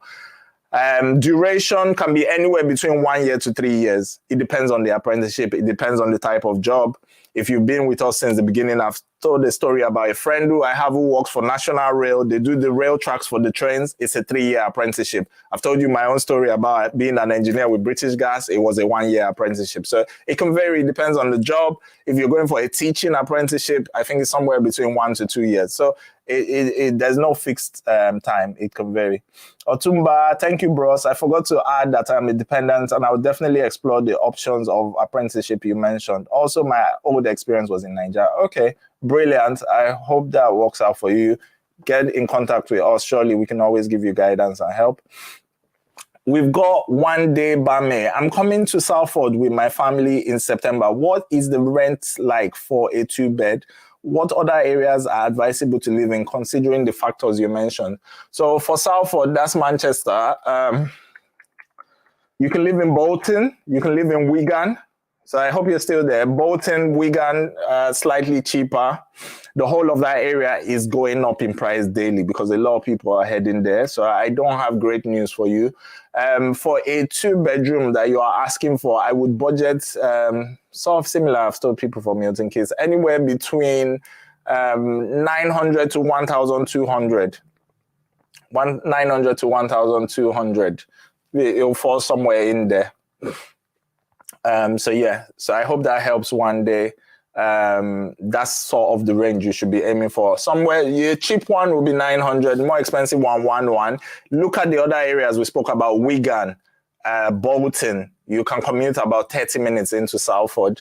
But then, I don't know if you were here earlier, don't go too far away from where you are planning to stay because transport costs a lot in the UK. So that money you are trying to save, if it's only £100 difference a month or £200, and the transport you're going to be spending maybe each day is £15. So by the time you've done it 3 times a week, it's £45. By the time you've done it a month, it's 200 and something pounds. So in your mind, you think, oh, I'm saving 200 by staying in this city. You could have just stayed where your work or your school is and still be paying similar amounts. The only time I advise people to go far away from school or work, if you're planning to buy a car or the difference is so much, and those examples are very few, like where you go and stay in another city and you can save up to 500 a month. If you can save up to 500 a month, transport will not chop your savings. If you're only going to save 100 or 200 pounds, find out how much it costs to go and come every day. I have this question every day, and I tell people, everybody is thinking the same way as you. Even the people that used to live in UK before you, that's how they're thinking, like, let me go and live there, it's cheaper. How much are you going to pay for transport? Transport is expensive. Trains are expensive. There are places that you cannot do with bus. The journey will be too far, so you will need to jump on a train. A train one way can be £15, £10, depends on how far it is. So that money you're trying to save might be gobbled up by transport in the end. Okay, so we got Lillian. What's the cost of Airbnb in London? What's the length of a string? I'm sorry to say that, but there's no fixed cost. If you are staying in a shed, in a house, in a room, in a shared house, You can pay some, depending on the part of London, you can find some for £50 a night, some for £60 a night. If you're coming with a family and you need a private flat, like a 1-bedroom or 2-bedroom flat, there are some up to 120 a night. There are some up to 150 a night. So it really depends on the size of what you are looking for, the part of London you are going to be in. Central, very expensive. East London, Southeast London, bit cheaper. North London, Northwest, very expensive. West London, out of this world. That's where the Queen Palace is. You're not going to get in the Southwest. Very expensive. So if you're looking at London on the map, this Southwest, West side, very expensive. East, Southeast is historically where poor people used to live. These are where the Nigerian communities are. Think of places like Thamesmead, Abbeywood, Plumstead. On the east side of things, you've got Eastham, you've got Ilford, you've got Dartford still on the southeast. That's Kent. It's more outer areas. You can get something that's a bit more affordable. You're going to have to travel into London or wherever. Okay, Lillian, you've come with a follow-up. Is it possible to get a room in a shared apartment before coming to London? With shared apartments, it is possible. It's tough, but it can be done. Yeah. Just depends on the power of London and the demand. Okay, so we'll just switch over to Insta for a little bit. I got Ops call requesting to be in the live video. We don't do that anymore. We used to. I'm sorry. It's just the way we are broadcasting because YouTube people won't see you and it will just throw us off. We've got Adriel. I would like to know, is it possible to get sponsorship while on apprenticeship with a company? I've answered this question a bit earlier.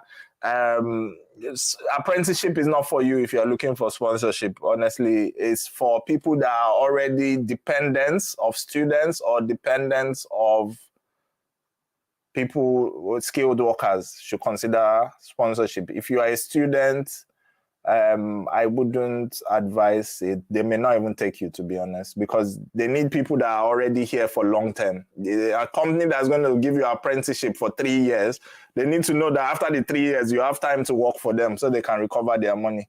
So it's not a short-term project. That's what we started the program with, telling you that if you're going to go for an apprenticeship, it's a long-term thing, you know. I've had stories of people that managed to convince their company to apply for the sponsorship license. So I would never rule out anything. In this world, funny things happen every day, mysterious things happen. There are companies that don't have the right to sponsor, but they will take employees and they like you so much, they will apply to the government to get the license to be able to sponsor you. So it can happen. But that's 1 in a million, you know. I wouldn't start from that angle. I would rather find something that offers sponsorship and then work that way. So I'm sorry if it's not the advice you wanted. We're trying to cater to a large amount of people. So not everybody is in the same boat. Some people already have sponsorship, some don't have, some are looking, some have sponsorship and they just want jobs. So yes. Koroji, please, is living in Leeds cheap and chances of getting a job there? Nowhere in the UK is cheap, honestly. I know people have this impression that places are cheap. Any big city in UK is expensive now, you know? It's expensive. But I mean, what stage of your journey are you at? Because are you still considering where to go? Because you don't sound like you have a job. You're asking for the chances of getting a job and you're asking if it's cheap. A lot of people are going to Scotland, Northern Ireland, Wales. If you want to cheap, don't look at England. England is quite expensive everywhere. The only places, and I've said this before, the places where it is cheap to live in terms of rent, there are no jobs there. Even the local people that were born there, they live there to go and find jobs elsewhere. So don't get focused on cheap. Rather think, where can I get a job? Where can I earn a living? Because places like Middlesbrough, there's no jobs there, but you can get a 2-bedroom house for £600 or £500. Where other areas, we're saying 2-bedroom is 1,300. You can get a 2-bedroom there for £500. But what will you do to maintain the £500? And are you just coming to rent a cheap house or you are coming to make a living here? So jobs should be more paramount on people's mind than just, oh, I want the cheapest part of UK. Well, there's no jobs there. That's why it is cheap. There's always pros and cons in life. If there was one place that everybody could go and it would just be cheap and there's jobs there and everything is there, well, everyone will be there. So, let's not get into that illusion. I like to tell you the facts on this channel. I like to give you the real, tell you what exactly is. I'm not going to just tell you, yeah, go there, it's cheap. But then you can't walk. We need places where there's work. You need to be attached to the bigger cities. Leeds is a big city. You won't find it cheap. Don't let cheap be the key operative word in your mind. Will I get a job there? A better question. Yeah. Okay, so I think that's all the questions we have, and it's right on time. We're at 1 hour 58 minutes. We run the show for 1 hour on a Sunday. I think I keep telling myself it's 1 hour, but you, the participants, have decided it will be 2 hours because I get questions for 2 hours every week. So let's call it that it's 2 hour show now, more or less. And yes, I think those are most of our questions. We have a few popping in. I don't think I will have time to take all of those. We've been doing this since 9 o'clock. I'm even at the point where there's no more saliva left in my throat. But let's see what we have. Uchiha, you can live there and commute to your job location. Exactly. Just make sure your job is not too far where you're spending too much on transport. Fumi Tos Flufik. Oof, that's a hard one to say. Do you have properties for rent in Gravesend? We are not an estate agent. I get this question every day of the week. Do you have properties here? Do you have properties? You might see a few properties on our page. That's where landlords have asked us to rent. We are not an estate agent. Our primary thing we do is make renting easier for you. Ask anybody who has been in the UK. There are people that have been here for 2 months and they say, I still can't get a house. We help you with the things to help you get the house. So do you need a guarantor? Do you need a reference? Do you need this, that? That's what we provide. We also help you search. If you cannot search or your search is not bringing up the results you want, we can help you with that. Common misconceptions I get. People come to me, oh, I found a house, it's 1,003 there. The other one is 1,400. Can you get it cheaper? I can't do magic. I can't get it cheaper. The market rate is the market rate. I cannot get you cheaper houses. What it says is what it is. I can't get it. I wish I could. Like, fam, it's cheaper. No. You can't come to me. You know the area is 1,003. You say, oh, please, I only have 700. What am I going to do? I can't make magic for you. We are not an estate agent. We help you with the issues that prevent you from renting. We help you put your bid together so that you are not number 20 on the list and you are actually being considered by the landlord. This is what we do. So I hope that helps. We do not have houses in Gravesend. If you want us to help you search in Gravesend, we can search for you. We can provide a guarantor for you. We can help you secure the property. That is what we do. So we got farm in Banefo, Chisholm. What about Lincoln? Any jobs there? There are jobs there. Just not as many as other areas. Koroji, thank you so much. Thanks for joining. What of Wolverhampton? Okay. Yeah, Wolverhampton is fine. It's close to Birmingham, so if you get a job in Birmingham, you can live in Wolverhampton. We'll go for Mr. Profik. Okay, thanks, sir. Thank you so much for your question. I'm sorry if I come across a bit direct. I'm trying to round up to finish the show. 606 Tracy, thank you so much. Shani DK, how much does it cost for a Manchester studio? I would budget anywhere between £800, 700 to £900 for a studio, 1 bedroom. So that is it for tonight. We're going to round up the show there. We've answered all your questions. Anything else you have, please send to us in the DMs. We'll try to get back to you as quickly as possible. If you have any issues with jobs, applications, that sort of thing, fill in our consultation form. We do have a limit of about 20 calls we can make a week, unfortunately. We have hundreds of requests. If we don't get to you the first week, we'll try to get to you the next week. It is a first come, first serve. Shekemi, we can get you an apartment in Wolverhampton. Send us a message in the DMs. And yeah, that is it for tonight. Thank you so much for joining. Spread the word, spread the news. We are actually giving people here realistic information. Funlolafa, thank you so much. You're one of my best participants. You're always on the show. I really appreciate you being here. And I'll see you all next week. Have a happy Easter. Thank you. Good night. Good night, everyone. Bye.